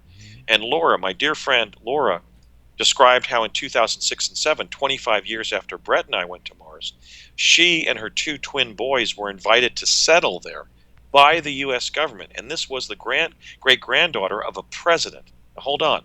The reason MSNBC ran that story, and quite mysteriously, quite enigmatically described Brett and I as former government employees, even though the General Accounting Office, when Bernard Mendez went in search of our records, won't verify that we were in the jumper program. So it's curious that a leading news agency found something indicating that we were former government employees and cited us as such in that article. That article emerged because in that appearance on Coast to Coast AM, we alleged the truth, which is that the President of the United States, Barack Obama, then using his Indonesian name, Barry Sotero, was trained with us and sometimes jumped with us personally, and other times was present on the surface of Mars or wherever they were sending us as one of the jumpers in the program. And what happened was, when that story was aired on Coast in November, the White House then planted an article in Wired.com, the Wired magazine online, in which he joked and belittled us and satirized the concept that he'd ever been to Mars. Now, bear in mind what was happening here. This was one of our fellow jumpers who was betraying us as comrades and also as commander-in-chief of the U.S. military. He was desecrating the service of individuals like Brett and I who held naval rank when we were jumping. I had become a lieutenant in the United States Navy when I was time traveling as a youngster. We were told that we were graduated in rank. We were promoted. Brett was made a lieutenant, and I was promoted when we did our first jump to Mars. So this was the commander-in-chief sarcastically denying the service of two individuals who had served at the greatest peril beyond just taking active fire in combat, which is to be sent off planet, like the astronauts were, and like, 17 American astronauts have lost their lives. The 7 on the Challenger, the 7 on the Columbia, and then the 3 astronauts, Grissom, White, and Chaffee, who died during the fire that swept through Apollo 1 on the launch pad. So here we have a situation where 17 American astronauts died in the course of duty, and the 44th president of the United States, who couldn't even verify to a legal certainty that he was born in the country, was ridiculing us and denying that we had served. And that's why MSNBC ran the story. And actually, I credit Keith Olbermann and some of the reporters there, because actually Keith read that story online, and I think he suspected it was true, and that's why he even elevated the story to the significance of being aired live on the news feed on MSNBC. That was the story, was a presidential denial. Now let's stand back for a minute from those facts. This was the president denying the claims of a computer technician in California and a trial lawyer in Washington State about the fact that they had gone off planet with the president, something that readily could have been ridiculed as a conspiracy theory or an urban legend. But who did that denial for the president? Tommy Vietor, who was then the spokesman for the National Security Council. If the spokesperson for the National Security Council released that debunking story by the president, that suggests that the National Security Council met about this issue. Now, why was the NSC engaged in resolving what they should do about our claims? My friends, my fellow citizens, I have to tell you, it's obvious. Because our claims were true. If our claims were false, all they had to do is say nothing and say, what are you talking about? Mars jump room? What is that? Something that you saw in Unsolved Mysteries? Exactly. I mean, come on. Please. Exactly. Yeah. So the fact that they denied it actually verified that our claims were true. And that goes for, we were talked about in a newspaper in Colorado about Bigfoot. And, we were talking about this picture. To make a long story short, we said it was a real photograph. They pretty much said, if we go to Colorado to hunt Bigfoot, we're going to arrest you. So it's like, they could have easily said, that's not a Bigfoot on that photograph. You guys are smoking it. Just get away. But no, they literally had to go out and talked and said, if we go out there and hunt for Bigfoot, we will be arrested. And they continued on with the district attorney, the sheriff's officer. They all said that. Right. So indicating that Bigfoot exists because there's no need to arrest people for looking for imaginary bipedal hominid in the woods. Exactly. Yeah, same thing here. You hit it right on the head, big time. Exactly. They and the thing is, I'm not going away. If I don't successfully reach the presidency, I'm still only 53, and I have the energy from my youth. I just swam 20 laps today. Okay, so the president needs to know I'm not going away. Now, what we did learn through Bernard Mendez is that, and I can't verify this. This is secondhand. It's basically double hearsay. But Bernard informed me that through an intermediary to the president stated that he could not confirm his involvement because he's now commander-in-chief, and that he will be coming forward after he leaves the presidency, affirming our account that he served in the Mars Jump Room program. And that's going to be, I would like to agent that story to whoever runs it. That's going to be one of the hottest stories in the history of the U.S. presidency. Wow. So that's what we were told. Now, that also means that President Obama's on the hook here. He has to do right by his comrades and make right that wrong when he ridiculed us by coming forward and saying, I really got to credit Andy here and Brett, because they were telling the truth all along. And I've done over 100 shows around this, and they really I'm not going away. I'll do another 100, but he has to be held accountable for what he promised our team, because he was simply one of our comrades when we served on the project. We all served in the same level of danger. I do know that, like myself, Barry was given a mission that caused us to do a lot of trips up there. We spent a lot of our college years. He wasn't in New York City, by the way. He was in Los Angeles, going over to the jump room facility at 999 North Sepulveda in El Segundo, in that Hughes aircraft building, not their headquarters, but a building that they were then owning and operating, and jumping off planet. And to his credit, so this is something actually that also befuddles me. He could have made up for the fact that he had never served in the military by saying, wait a minute, everybody, I served in a defense technical project where I could have ended up toast. Okay, so I could have ended up on the wrong side of the event horizon of a black hole. Okay, so cut me some slack here. I did serve the national security needs of the country, and at a young age. But he didn't. He concealed it, and then when we communicated with him, it seemed like he was so concerned about what his ethical duties were as president that he didn't see his ethical duties to step forward and reveal to the American people that we had already landed on Mars in the 60s via conventional rocketry, so that by the late 70s and early 80s, we were sending people there via a technology that itself remains secret. Okay, so in any case, my point is that he promised our team, at least through an intermediary, because I do believe in the sagacity and the veracity of Bernard Mendez, a remarkable individual. Bernie did all kinds of things for the U.S. government, including negotiate things with the extraterrestrials, that the president did make that promise. So I'm going to hold him to it. I'm going to, for the rest of my career, I'm going to demand that he step forward. Even if it becomes a big joke, I'm still going to voice the fact that he was one of the jumpers. He ridiculed us when he reached the White House, And then as president, he promised us he would come forward after he left the presidency. Well, you know, like the chronovisor, because now he's like this big. I mean, he's a major player in history. Couldn't they videotape a chronovisor? You know, Yes. find something on him later. Yeah, well, and, yeah, we've given the names. You know. We've given the names of Ed Dames, 5 of the 10 enrolled young people. That's 6. Bernard Mendez makes 7, and then my father and Brett's makes 9. Yeah. And then Barry's mother, Stanley Ann Dunham, who's also auditing most of the lectures, makes 10. So we have 10 individuals who can be identified by photographs. Photographs that I have.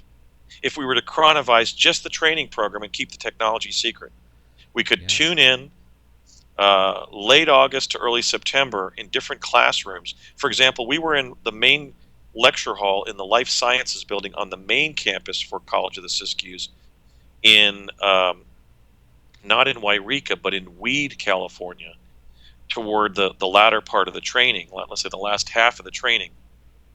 So in late August and early September of 1980, we could all be photographed. You know, a remote picture of us sitting in that class at College of the Siskiyous could be obtained, and you would see what we all looked like in our late teens.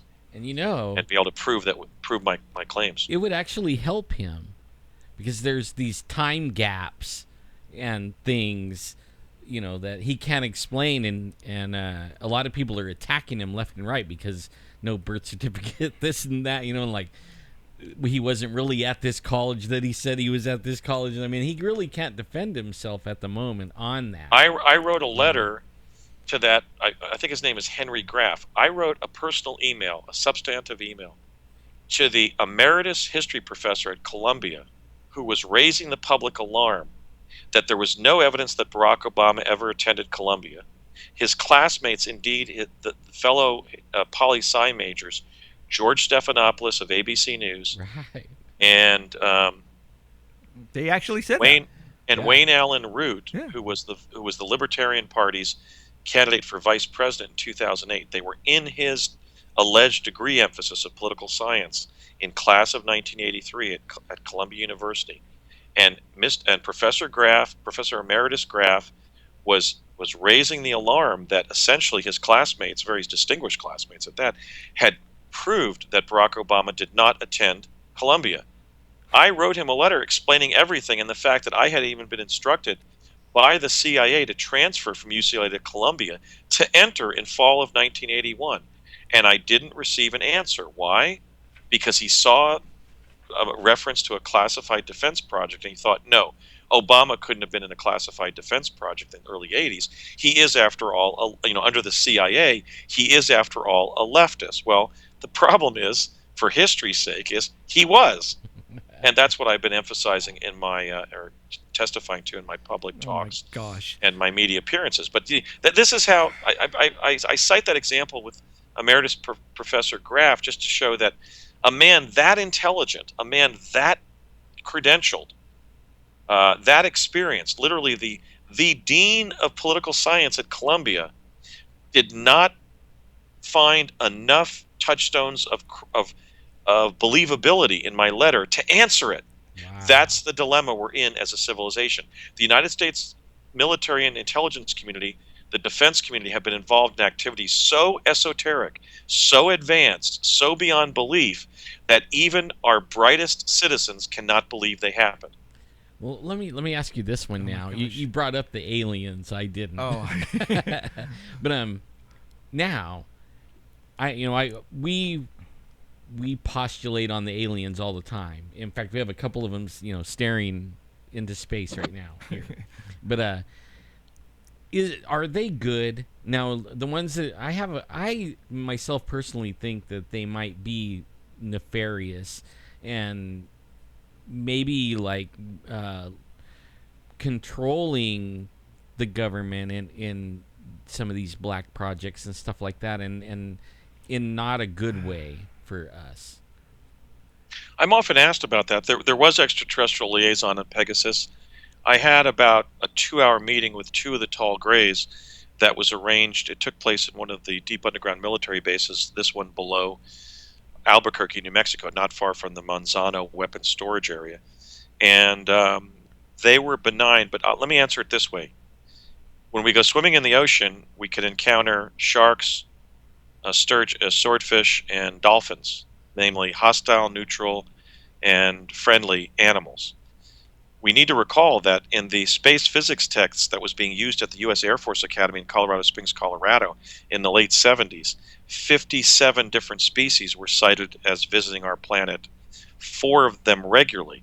And I was taught in Pegasus the same 4 regular visitors that Honorable Paul T. Hellyer, when he was Defense Minister of Canada, was briefed on in the early 70s as well. Basically, the frequent visitors are the tall grays, the short grays, the reptilians, and the Nordics.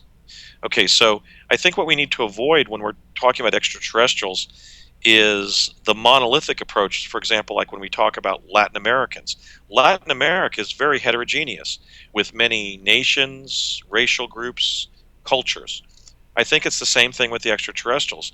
Since the Air Force itself was teaching its pilots in the late 70s that they knew that we were being visited by 57 different species, I think we can presuppose that they would tend to be benign because they had reached the level of development and of cooperation where they're able to reach our star system from their own. But they are natural creatures of the universe, and just like creatures in our biosphere, I think we should assume that they might be classifiable as hostile, neutral, and benevolent. The ones that I met were guests of our government, and I think the most salient thing that your listeners should know is that in the early 70s, when ETs were liaising to our defense projects, our government didn't know who they were, where they were from, or what they wanted. They thought they could have been space scientists, an early landing party for a colonization, or an annihilation of our species if we test it out as a danger to the universe. We do know now why they were coming and have been coming in great numbers since World War II, and that is the fact that we had crossed the nuclear threshold and were detonating atomic bombs which destroy the physical substrates of the universe. And we had the space flight capability to take those nuclear weapons into space. So we were initially being visited in the what's called this post-war saucer flap, a saucer flap that was most evident actually during the Roswell year of 1947, Right. when waves of them were seen above our nuclear installations in Oak Ridge, Tennessee, and in Hanford, Washington, and in Roswell, New Mexico, where the only atomic equipped strategic bomber wing was based. They were concerned about the fact that we had become a nuclear civilization and were doing something cosmically very stupid, which was tearing holes in the universe with our atomic weapons. Okay, now what about CERN? I mean, CERN is doing what exactly what Pegasus did, and which many, many, many other secret physics projects have done, which is manipulate the quantum hologram with no real understanding of what will result. Fortunately, on Pegasus, despite the testimony of Dan Burrish to Project Camelot, I never heard of any damage that we did to the quantum hologram that anybody was worried about. My dad never mentioned it. You know, the chronovisors were relatively localized systems. It's not like we were using all of the power being produced by the Tokamak Fusion Lab to run the chronovisors at Wood Ridge, New Jersey. I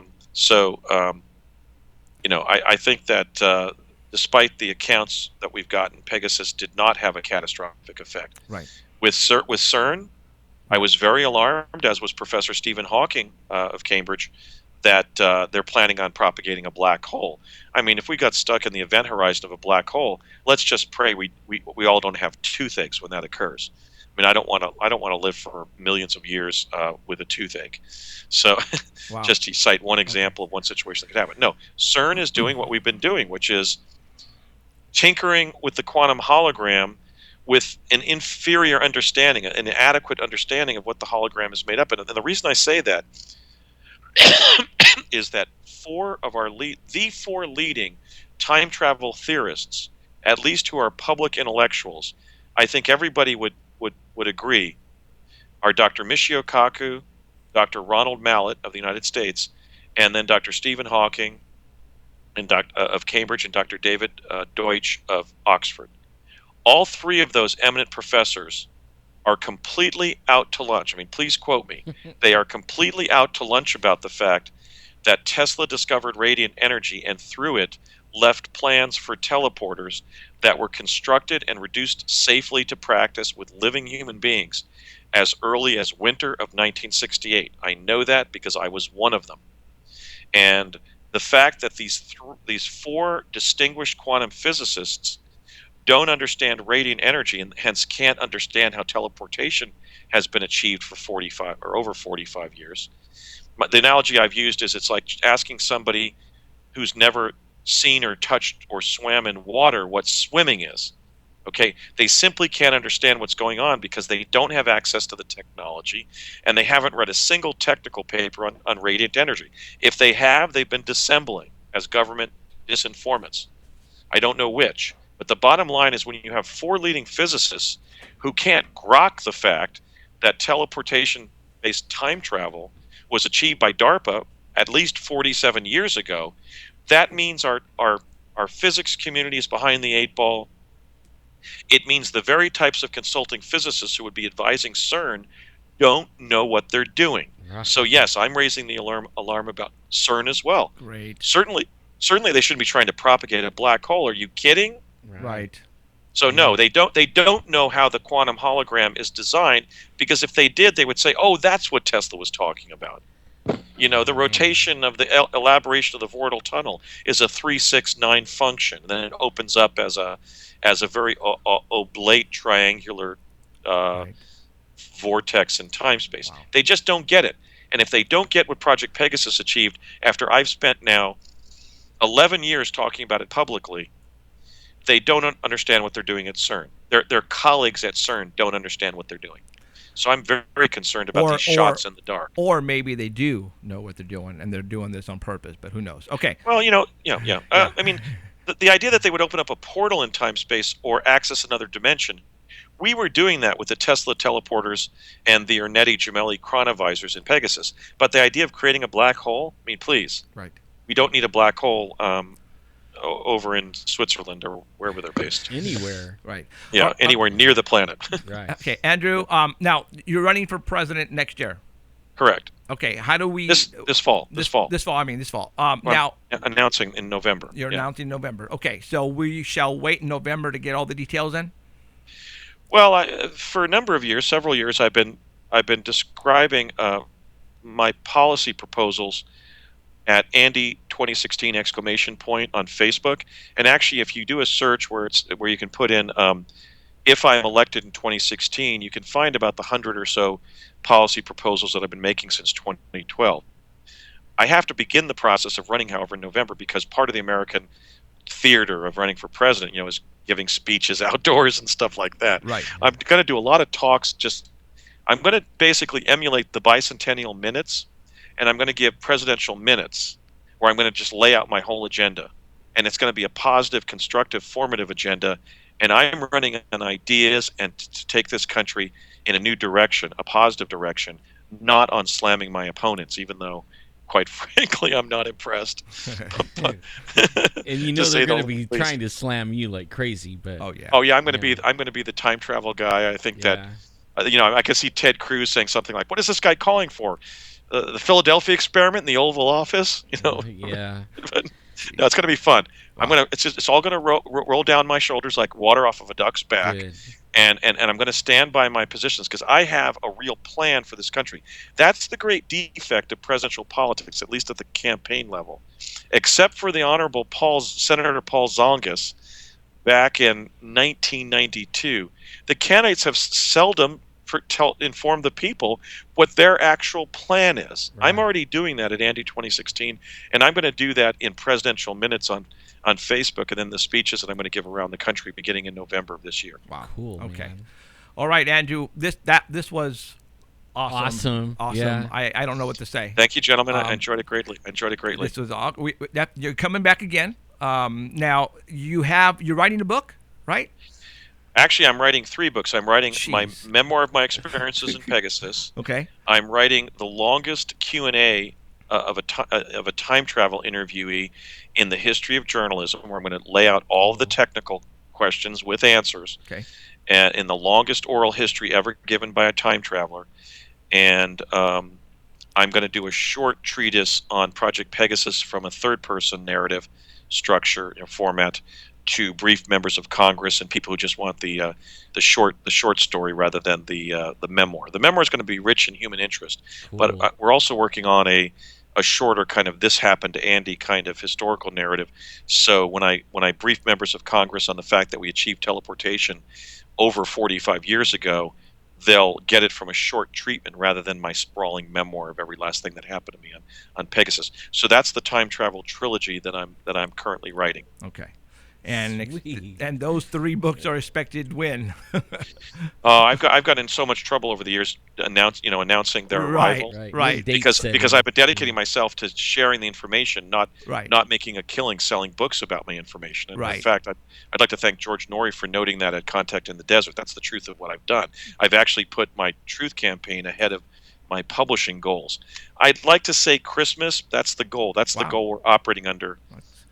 My book editor Karen Kinnison and I are That's right around the writing corner. full steam ahead. I know. And in fact, when you get older, time goes so quickly. I mean, I wish I was in 3rd grade and I could write the time travel trilogy, because I'd have a whole quarter of a year to complete it. But it's like the Peter principle, right? What is it? The time available for a project grows according to its function or something. Yeah. I don't know, something like that. Wow. So it's been protracted, and really it's just because I've been practicing law and I've been doing a lot of interviews just so the public has the information and it's out there, and then I can bring along the more refined telling of what actually happened, and then answer all the questions about time travel, Wow. and also create a briefing document so Congress can go, we did this and we mothballed it, or we just put it on military bases. Right. Are you kidding me? We could lead the high frontier of applied quantum physics, and we didn't. This project was shut down and put away. I mean, I think that the most progressive members of Congress will appreciate the fact that these are technologies that we should be proud of. Project Pegasus' achievement of teleportation-based time travel was maybe the great technical feat of American civilization, and that's going to be my message to Congress when I go door to door at the congressional offices and give out free copies of the short treatment of the story. My book, Well, just simply entitled Project Pegasus. I doubt they quit doing it. They just haven't come out with it. They're using it for their own. Well, are device, Democrats and socialists talking about that fact? Did we hear that from a Gary Hart, a Bill Clinton, a Bernie Sanders? No, We have this kind of what are they? They're the friendly opposition. We never hear anything from the Democrats and political leaders left of the Democrats, like socialists like Sanders, about the fact that the United States government has been involved in a 70-year technical cover-up since Project Manhattan. Yeah. That's an important issue, because we're going to be able to recapture our leadership in applied science, and also we need to help rescue the planet from itself when we go from 7 billion to 9 billion human beings in the next 30 years. Yeah. So why don't we lead that with doing things like declassifying teleportation? Wow. Amen. That's my message to Congress and the American people. Yeah, your life is going to change big time in the next 3 months, mister. I know I'm going to be torn apart like no get out, but and I may not win in 2016 because it's probably going to be pretty vicious opposition research directed at me. You may though. Well, look at where You Trump's really at. may. You never know. Yeah. My information has resonated very well with the American people. I receive laudatory and congratulatory emails all day long from the American people. It's renewed my faith in the country that used me in these projects and didn't even pay me, didn't even cover me under the GI Bill of Rights. So I think that this message will actually resonate with the American people, certainly as a test of the cultural creative niche. It was actually polled at Contact in the Desert back earlier in the summer. We're now in the fall, of course, but close to it. But the number one issue that attendees of Contact in the Desert expressed as their number one public policy issue is the suppression of life advantaging technologies. teleportation, cancer cures, and things like that. Right, Yeah. right. Advanced space flight technologies that we could all enjoy to go up and see our beautiful planet from space and then come back and land and have that lifetime experience of seeing the Earth from space that only the astronauts have had. We didn't even have that in the jump room program because we were inside this box. So we know that the individuals that seek out their own information and their own definition of reality and that do their own research and that listen to programs like yours are the so-called cultural creatives. That's what they're most concerned about. And hey, that's what my Truth campaign has been about. So I think that ultimately if I craft it for the mass audience that is the U.S. electorate and U.S. society, as I have been doing for 11 years, I think it'll resonate with the American people. They'll say, well, we know we've been giving trillions of dollars to these projects. Didn't Rumsfeld get in front of the public and talk about $2.3 trillion missing the day before 9/11? So if they've got 2.3, if the Pentagon has $2.3 trillion to lose, doesn't it have at least more than that to spend on projects like Andy's been talking about for 10 years? And I saw the American people, at least the majority of American people, possess common sense. And I think that was the wisdom upon which Abraham Lincoln placed his faith, and that's the wisdom upon which I place my faith. Sweet. And so I think I have a shot at it in 2016. Wow. And if not, then I think that I've got a strong case to be elected in 2020. Wow. Oh yeah, I think so too. I think so too. Okay. All right, Andrew. Again, thank you very much, sir. This was an honor. This was awesome. Thank you, Jeff. I'm already getting tings on my phone that this was just one of those shows that it's going to be one of the top 5 so far that we've done. Is there anything that you wanted to put out? Like any kind of address or anything you wanted to say? No, just at this point, I'm transitioning from my Truth campaign into my presidential campaign. Mm-hmm. We're going to have a splash website come up soon for that, but Okay. but also just to urge listeners, if they're not on Facebook, to join Facebook, but join my campaign site, because there is an accumulation there. And like I said, if you do searches, if I'm elected president in 2016, you can find everything I've said. I haven't pulled my punches, unlike, for example, Donald Trump. I haven't launched my campaign by attacking people. I've launched a campaign of ideas and of new initiatives that we should be exploring. What kind of role should we be playing in the 21st century? That's been the focus of my campaign. So the main thing that I would ask is simply that your listeners join Andy 2016 ! On Facebook. Consider donating to the campaign. I'm filing my paperwork right now. I've been a little bit behind the 8 ball because, again, I've been busy practicing law and doing shows like this and writing my books. But I'm transitioning to that November announcement, and I'm going to need funding. I am woefully underfunded. So if you want a president who will speak up for you, see, I can't actually, until I get my paperwork filed, I can't ask your Right. listeners to donate to my campaign.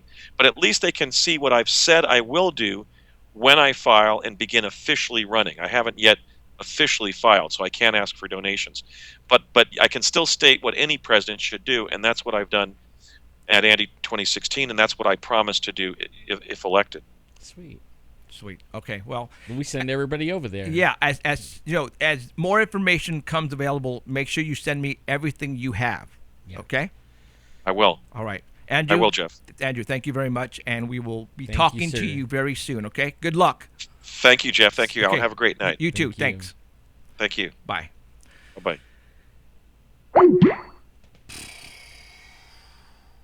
Take a deep breath, everybody. Man, if he could just say Take a deep breath, no everybody. more power bill.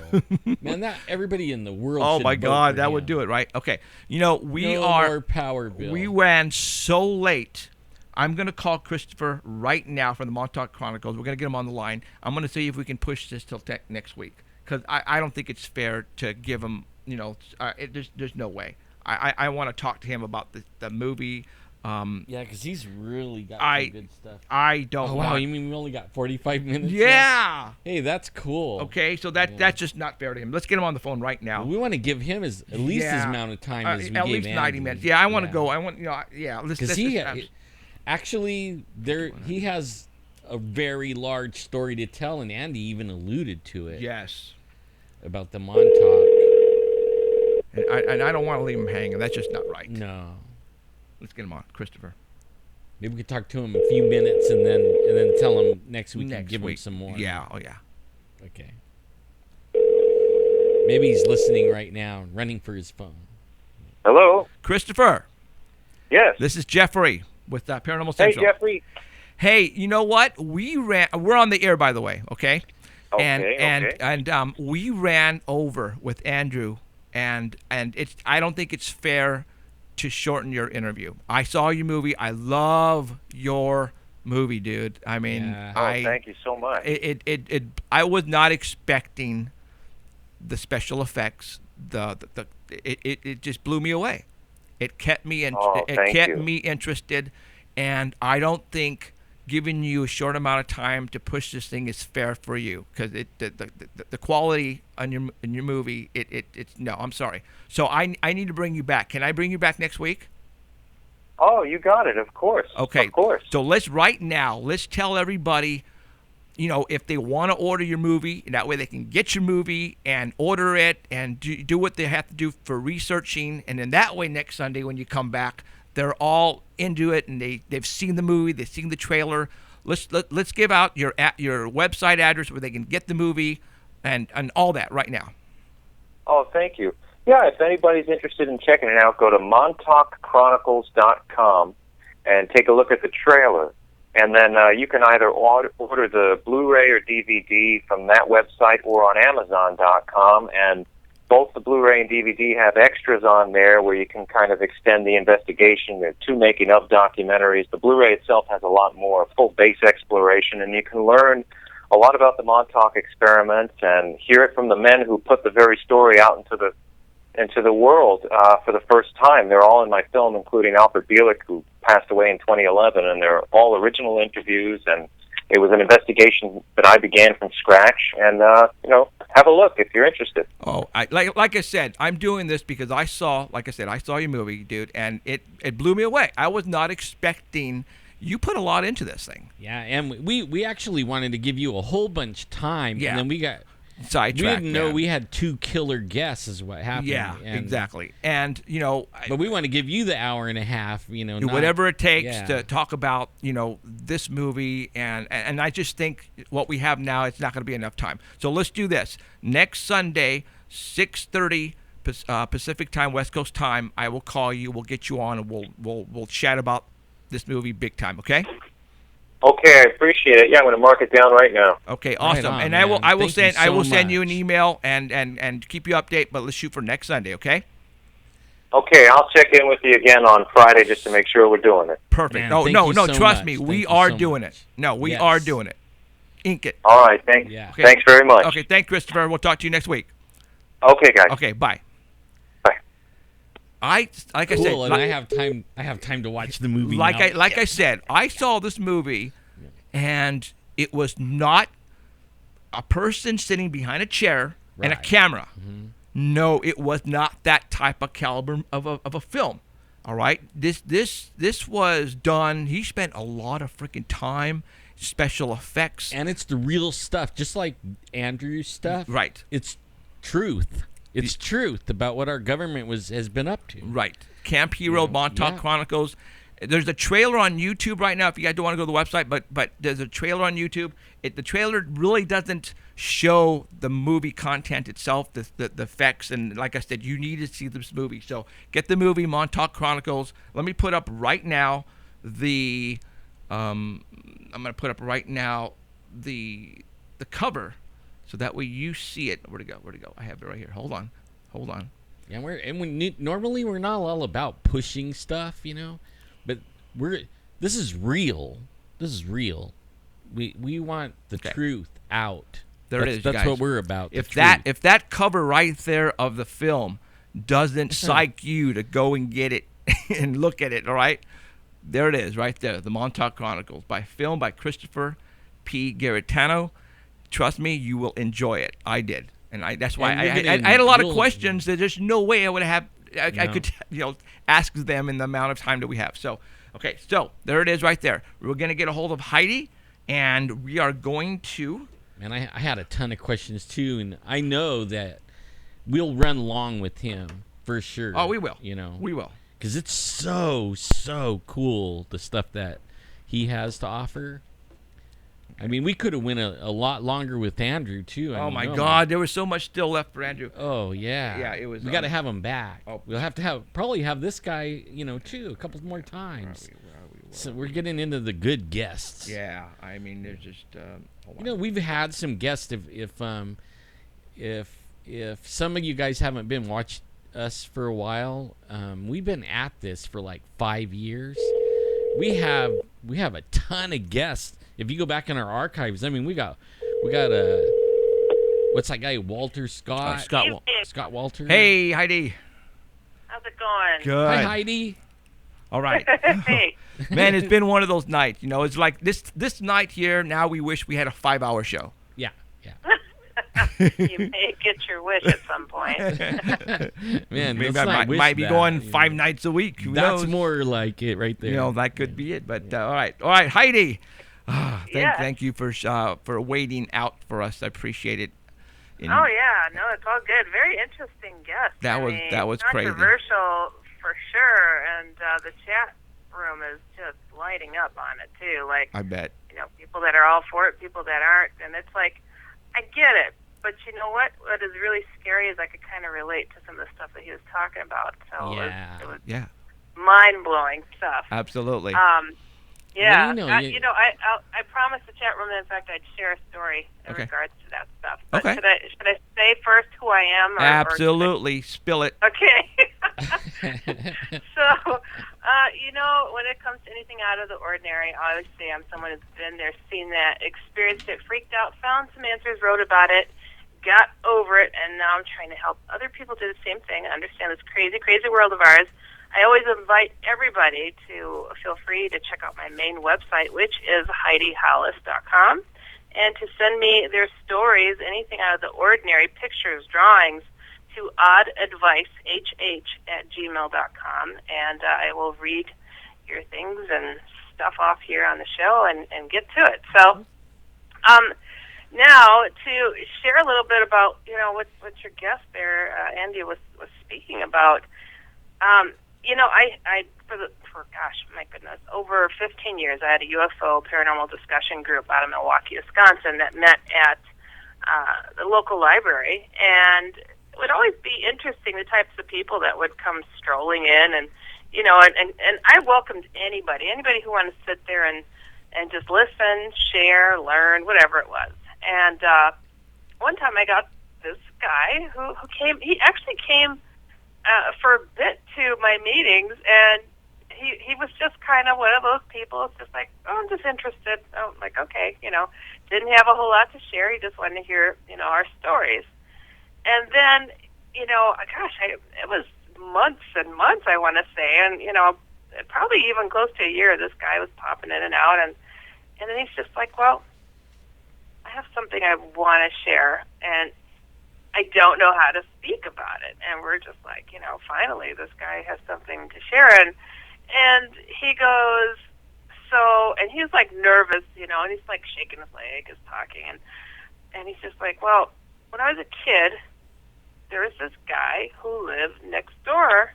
And, my mom was a single mom, and this guy was in the Air Force. And, he would just offer to my mom, hey, I'll watch your son.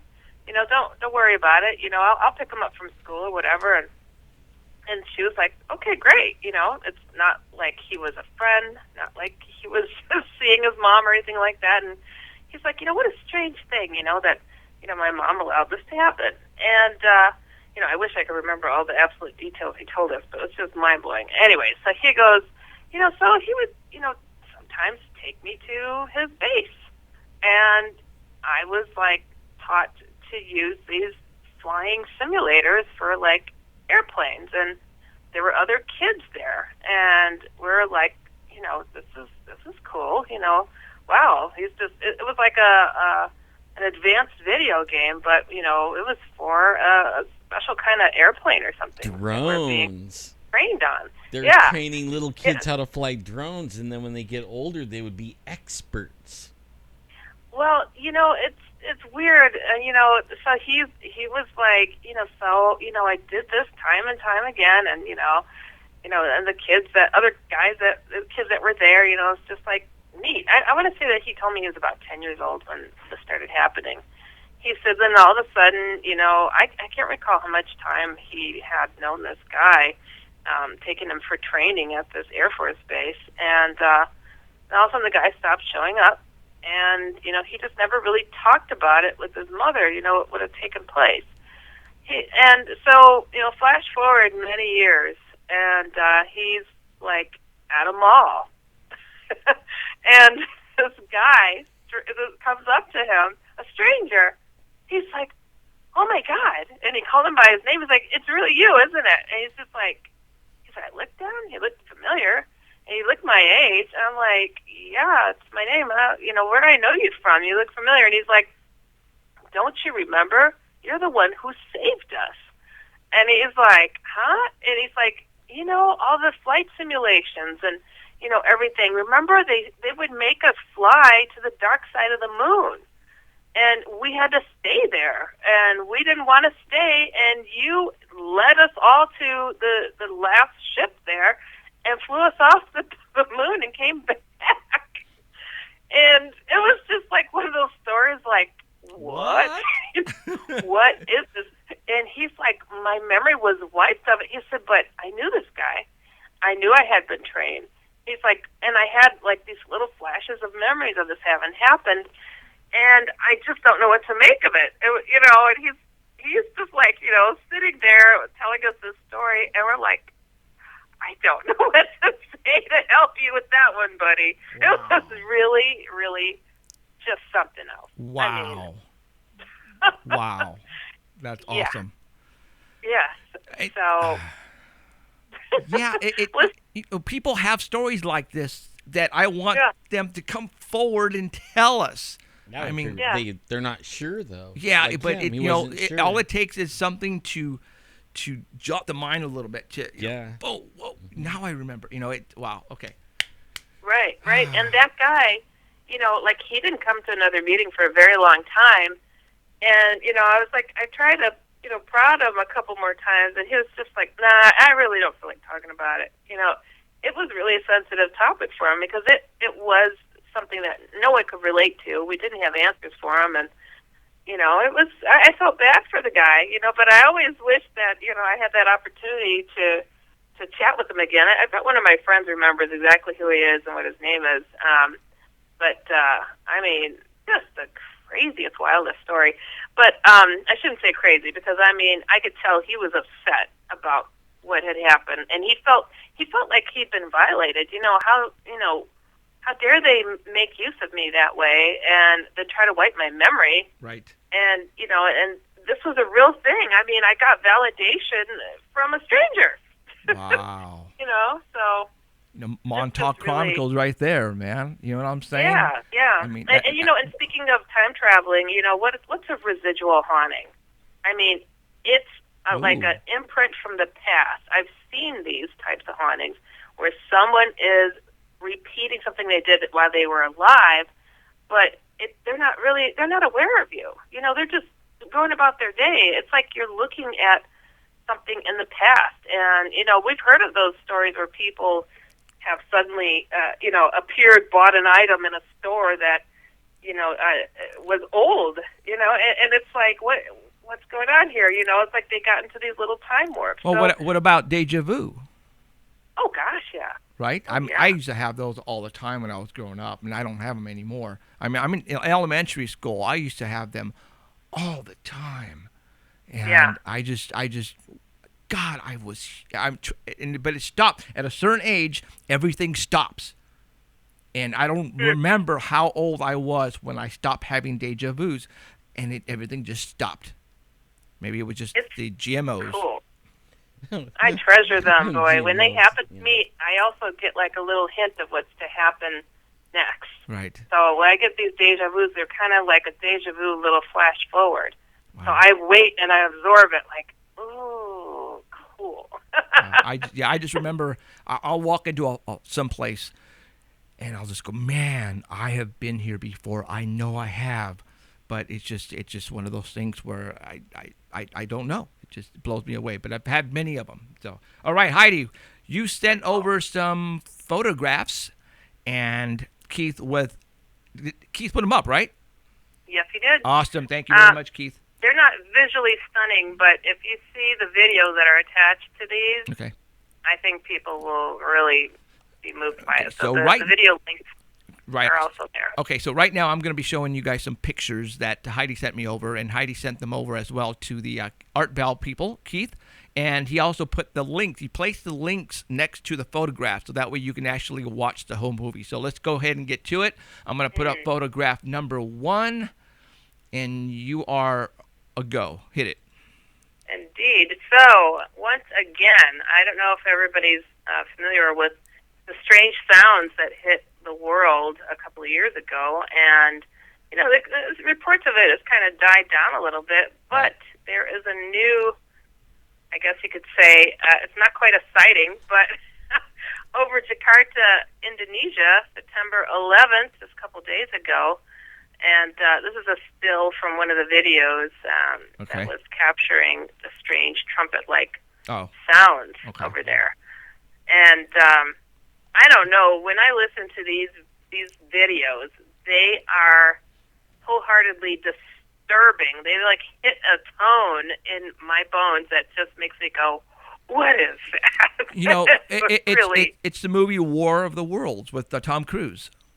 Oh, yeah. You know, yes, I have. I've heard people say that's where it's from. Well, you know, like I did a little bit of in-depth research on these sounds, and then I recorded it. I recorded them, and I run them through an audio program. Okay, you clean them up, or no? All I wanted to do is compare them. Okay.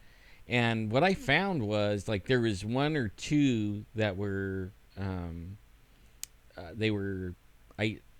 different. Okay.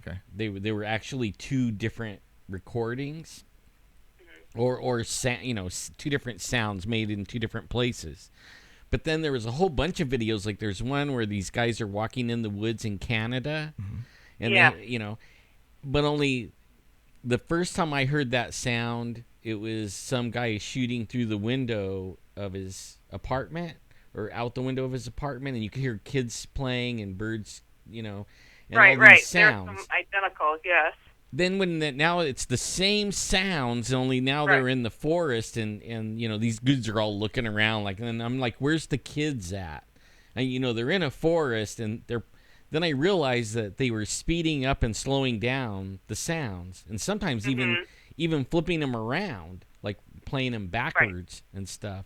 So I even stopped listening because I thought everybody's using these sounds. You don't even know what's real or not real. I see what now, you're saying. Right. Yeah. There are people that were making the fakes and just putting the soundtrack over it. Yeah. Right. A whole bunch of them. And yeah, there's a ton of them trying to just get hits on YouTube. Yeah. Oh yeah, it's the crazy. YouTube thing. Yeah. So okay. Yeah. So yeah, these I didn't get a chance to listen to these, but I will. Yeah. This is a new one, so it's like I haven't heard anything being plastered up, and this one just came out of Indonesia, so I'm like, okay. And, just for, the sake of the story, just to show the latest UFO activity over Jakarta, Indonesia, July 17, 2015, that's picture number 2, that shares the strange anomaly. When you zoom in on it, it looks like a disc. Then I decided to look a little bit more, trying to see if I could find any more relatively new sound videos that are out there. And sure enough, I came across, if you go to picture number 3, again, it's nothing visually stimulating. You have to watch the video. Video is pretty incredible. And there's this lady, Kimberly Wookie, Star Wars Wookiee, I don't know. But Kimberly Wookie, she, on May 7th of this year at 7:50 a.m. in Terrace, British Columbia in Canada, this is her second time videotaping strange sounds. And what's amazing to me, too, is if you go to picture number 4, which is a capture from her first video, that story was actually a feature in the Huffington Post. Okay. And I have a link to that so people can check that out. What? So, and she had, let's see here, that was Okay, now check it out. What I'm going to do is I actually pulled it up on my iPhone, which I have plugged in. I'm going to go ahead and play the audio right now for everybody. Oh, cool. Here we go. Yay. Here he goes. Come on, baby.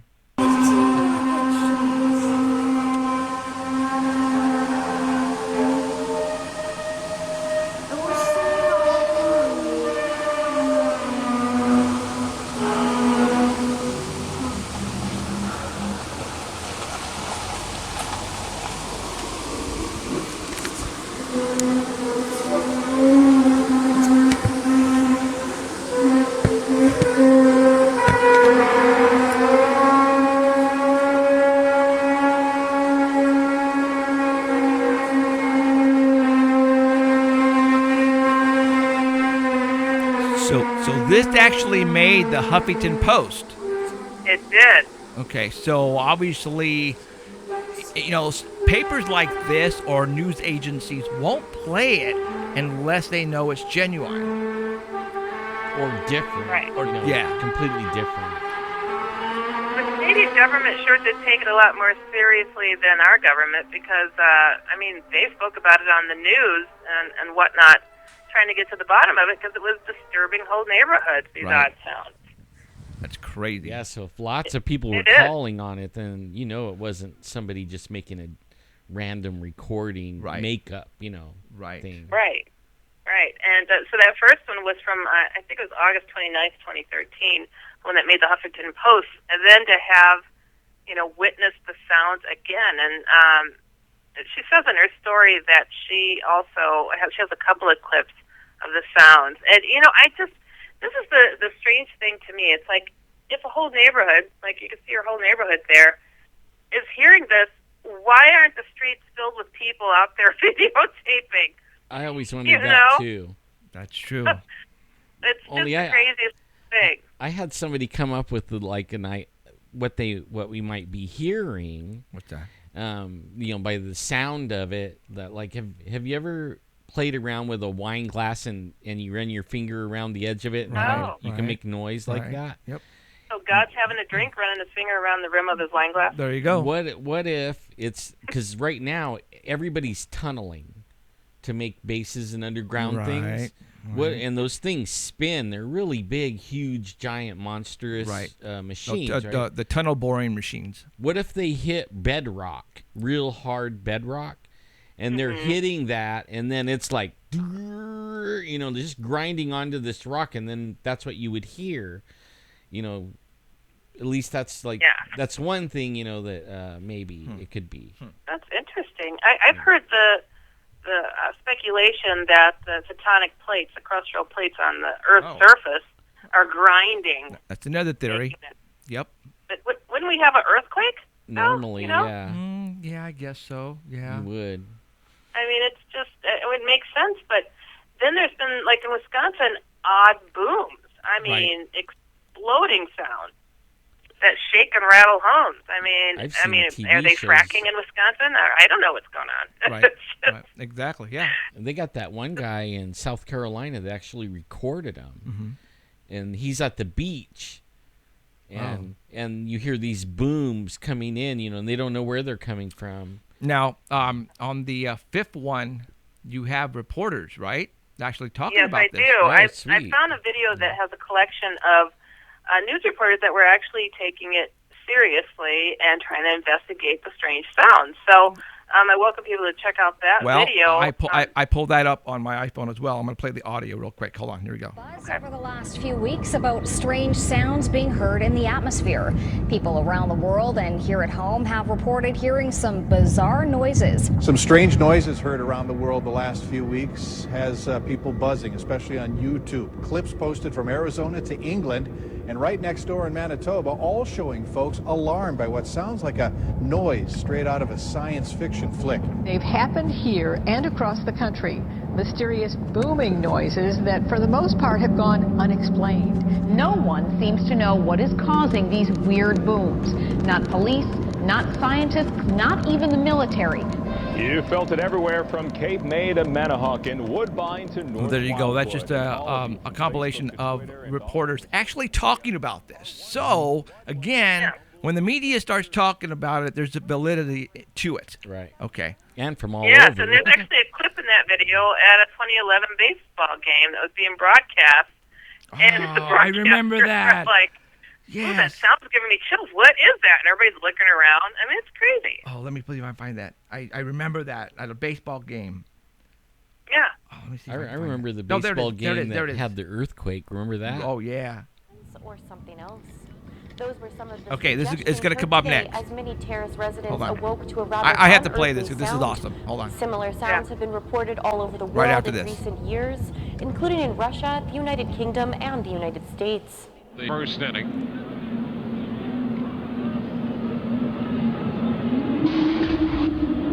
That's a haunting sound, if we've ever heard one. 1 ball, no strikes. That is weird. And the bunt is foul. The count is 1-1. And what could that possibly be? Somebody shut the door. It sounds supernatural. Wow, I remember seeing that. That was awesome. Thank you for putting that one in. That's cool. It wasn't supernatural. It was paranormal. That's right. Damn it.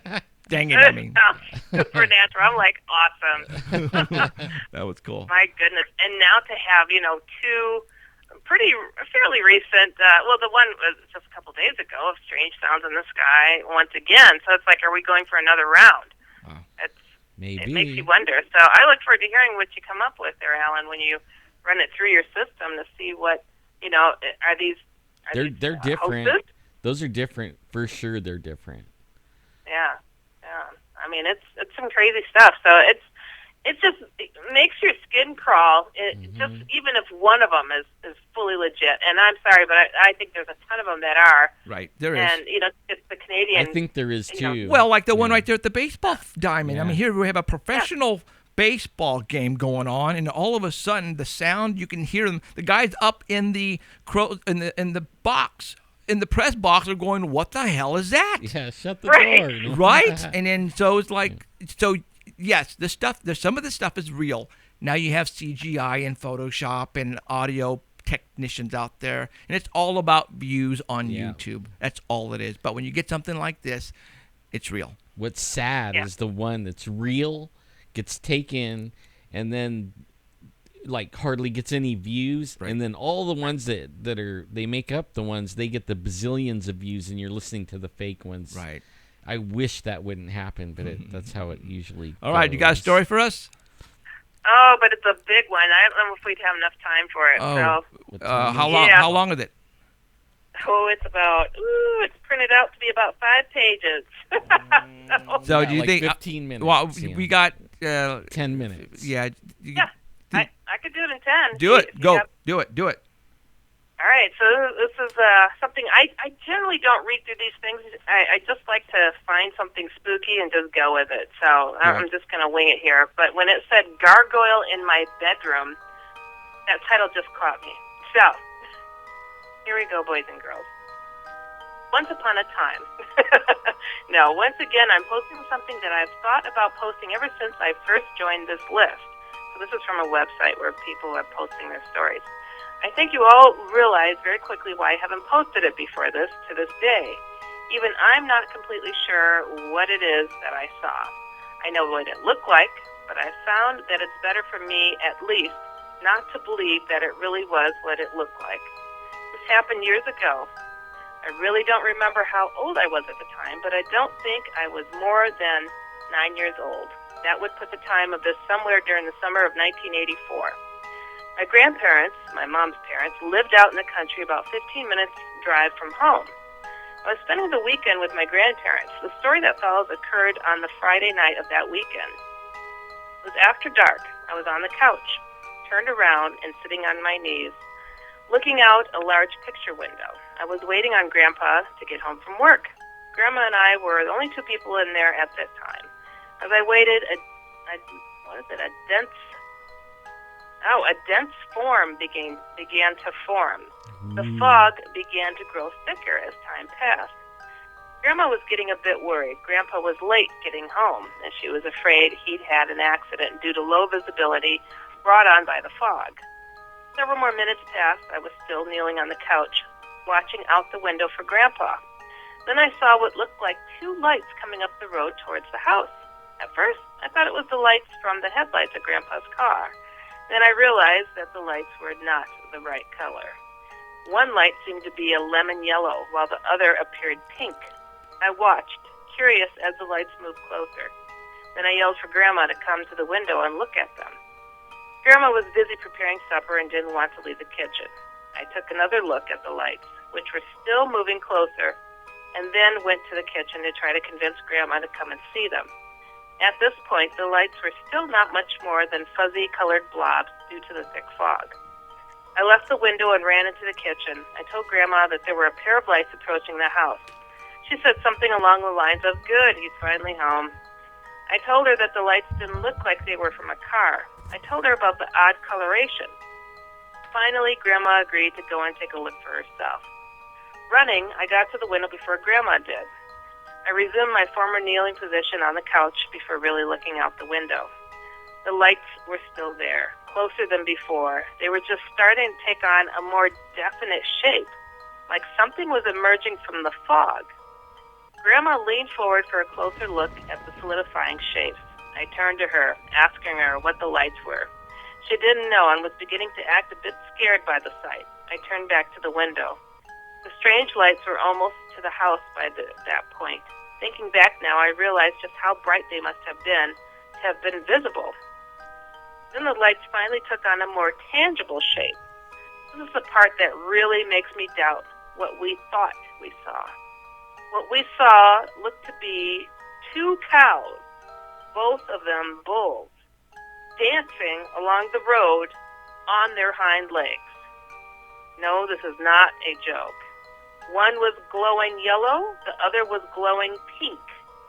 Each of the bulls had a front leg, or arm, draped over the shoulder of the other. They were heading towards the driveway.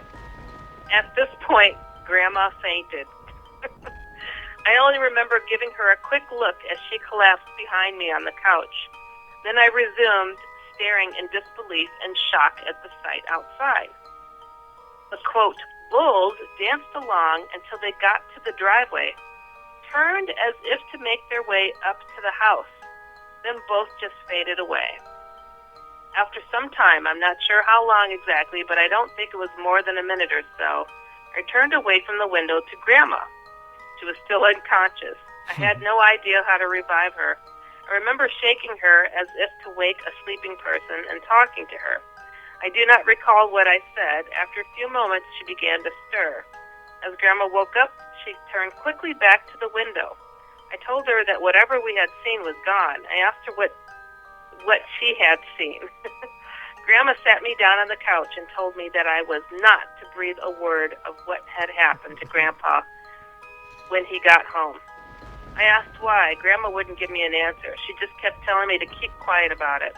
A few minutes later, we heard a car door slam outside. Grandpa was home. Again, Grandma warned me not to say a word to Grandpa about what had happened. Naturally, the moment Grandpa entered the house, I ran straight to him and told him everything that had happened. Grandpa spared only a second to ask Grandma if she were okay. The moment she said yes, Grandpa retrieved his shotgun and went outside. Grandma began to scold me very loudly for disobeying her orders. You think? Several minutes later, Grandpa came back in. He found nothing. To this day, neither of them will discuss what happened that evening. If that had been the end of the matter, I would have convinced myself years and years ago that both Grandma and I had simply hallucinated. In fact, not too long after the incident, I had convinced myself of that. Several years after the dancing bulls at my grandparents' house, a friend of mine who I grew up with came to me one day with a story. I'll call this girl just the letter A. Both she and I were about 12 when she told me this. When I lived in Ohio, this girl's grandparents lived directly behind us, and she lived mostly with her grandparents in the summer months. Only a one-lane alley separated our two yards. Across this girl's grandparents' yard was the railroad bed I've posted about a few times in the past. On the other side of the railroad bed was a small farm. We lived at the very edge of town. She came to me one day saying that she had seen something very strange the previous night. I asked her what she'd seen. She made a long speech about how I'd think she was crazy if she told me. I pointed out that she'd already brought up the subject. Obviously, she wanted to tell me, so she agreed. She said that late the night before, she had been unable to sleep and had been looking out of her bedroom window. It began to get foggy. In the fog, she claimed to have seen two glowing lights moving across the pasture back at the farm. One light was yellow, one was pink. Please keep in mind, I had not told anyone about what Grandma and I had seen at this point. She said that as the lights got closer to the railroad bed, they began to take on solid shapes. At that point, I was starting to get cold chills. She said that she must have been seeing things and that she wouldn't waste time telling me the rest of her story. I insisted that she did. After a few minutes, she said, almost in tears, that the lights took on the shapes of cows, bulls. Each bull had a front leg draped over the shoulders of the other. Both appeared to be dancing along on their hind legs. They were moving toward the railroad bed, toward her grandparents' house. She said that at that point she had turned away from her window and hid under the blankets until the next morning. After she told me a story, I told her mine, and one very similar one. Wait. Stop right there. Stop. Yeah. Last week, I pretty much told everybody what I saw out here on the train tracks. And I was looking out my window, and I saw two legs walking down the tracks, and I couldn't see the body, but I saw two legs, like what you're talking about right now. Oh, that's right. You sure did. What the heck? What the hell? How creepy. Okay. Oh, we got 2 minutes. Can you finish it in 2 minutes? Okay, yeah. She said after she told me your story, I told her mine. That was very similar. If it wasn't for her story, I would long since believe that what Grandma and I had seen was a hallucination brought on by the dense fog. Now I know that we saw something, but what was that something? That was the end. Okay. How crazy. I'm going to have nightmares. Thank you very much. Yeah, anytime. Mm-hmm. Thank you. Dancing and I totally didn't plan that to coincide with your story. You're fired. You're fired. I swear that when she just said long legs, I'm going, what? So, okay. All right, Heidi, we're out of time. Sounds good. Have a good night, you guys. Okay, thank you, Heidi. See ya. Okay, bye-bye. Okay, you guys. Well, thank you for showing up. This was one of those top 10 It was shows. Excellent. That's it. Yep. I was really into it. I am so glad I didn't have the iPad because I was actually into it, you know. Yep, absolutely. So this was awesome. Thank you guys very much for tuning in wherever you may be. If you're on live stream or on Art Bell. It says we're trending #1 on TuneIn. Well, what do you know about that? Thank you, everyone. Thank you on at Dark TuneIn. Matter Digital Network. I appreciate it. Thank you, everyone on live stream. And Thank guess you, what? everyone We're going to on have Dark another Matter. one like this next week, so you guys better show up. For Jeffrey Gonzalez, Alan Thomas, Danny Valderrama, Heidi Hollis, and thank you, Andrew Basiago. And next week, we're going to have Christopher P. Garitano for the Montauk Chronicles. Better show up because we're going to do it again. See ya. You have been listening to Paranormal Central with Jeffrey Gonzalez and Alan Thomas. Broadcasting worldwide at ParanormalCentral.net and on ArtBell.com. Stay tuned for next time. Remember to keep your eyes to the skies. And we hope you witness something you cannot explain.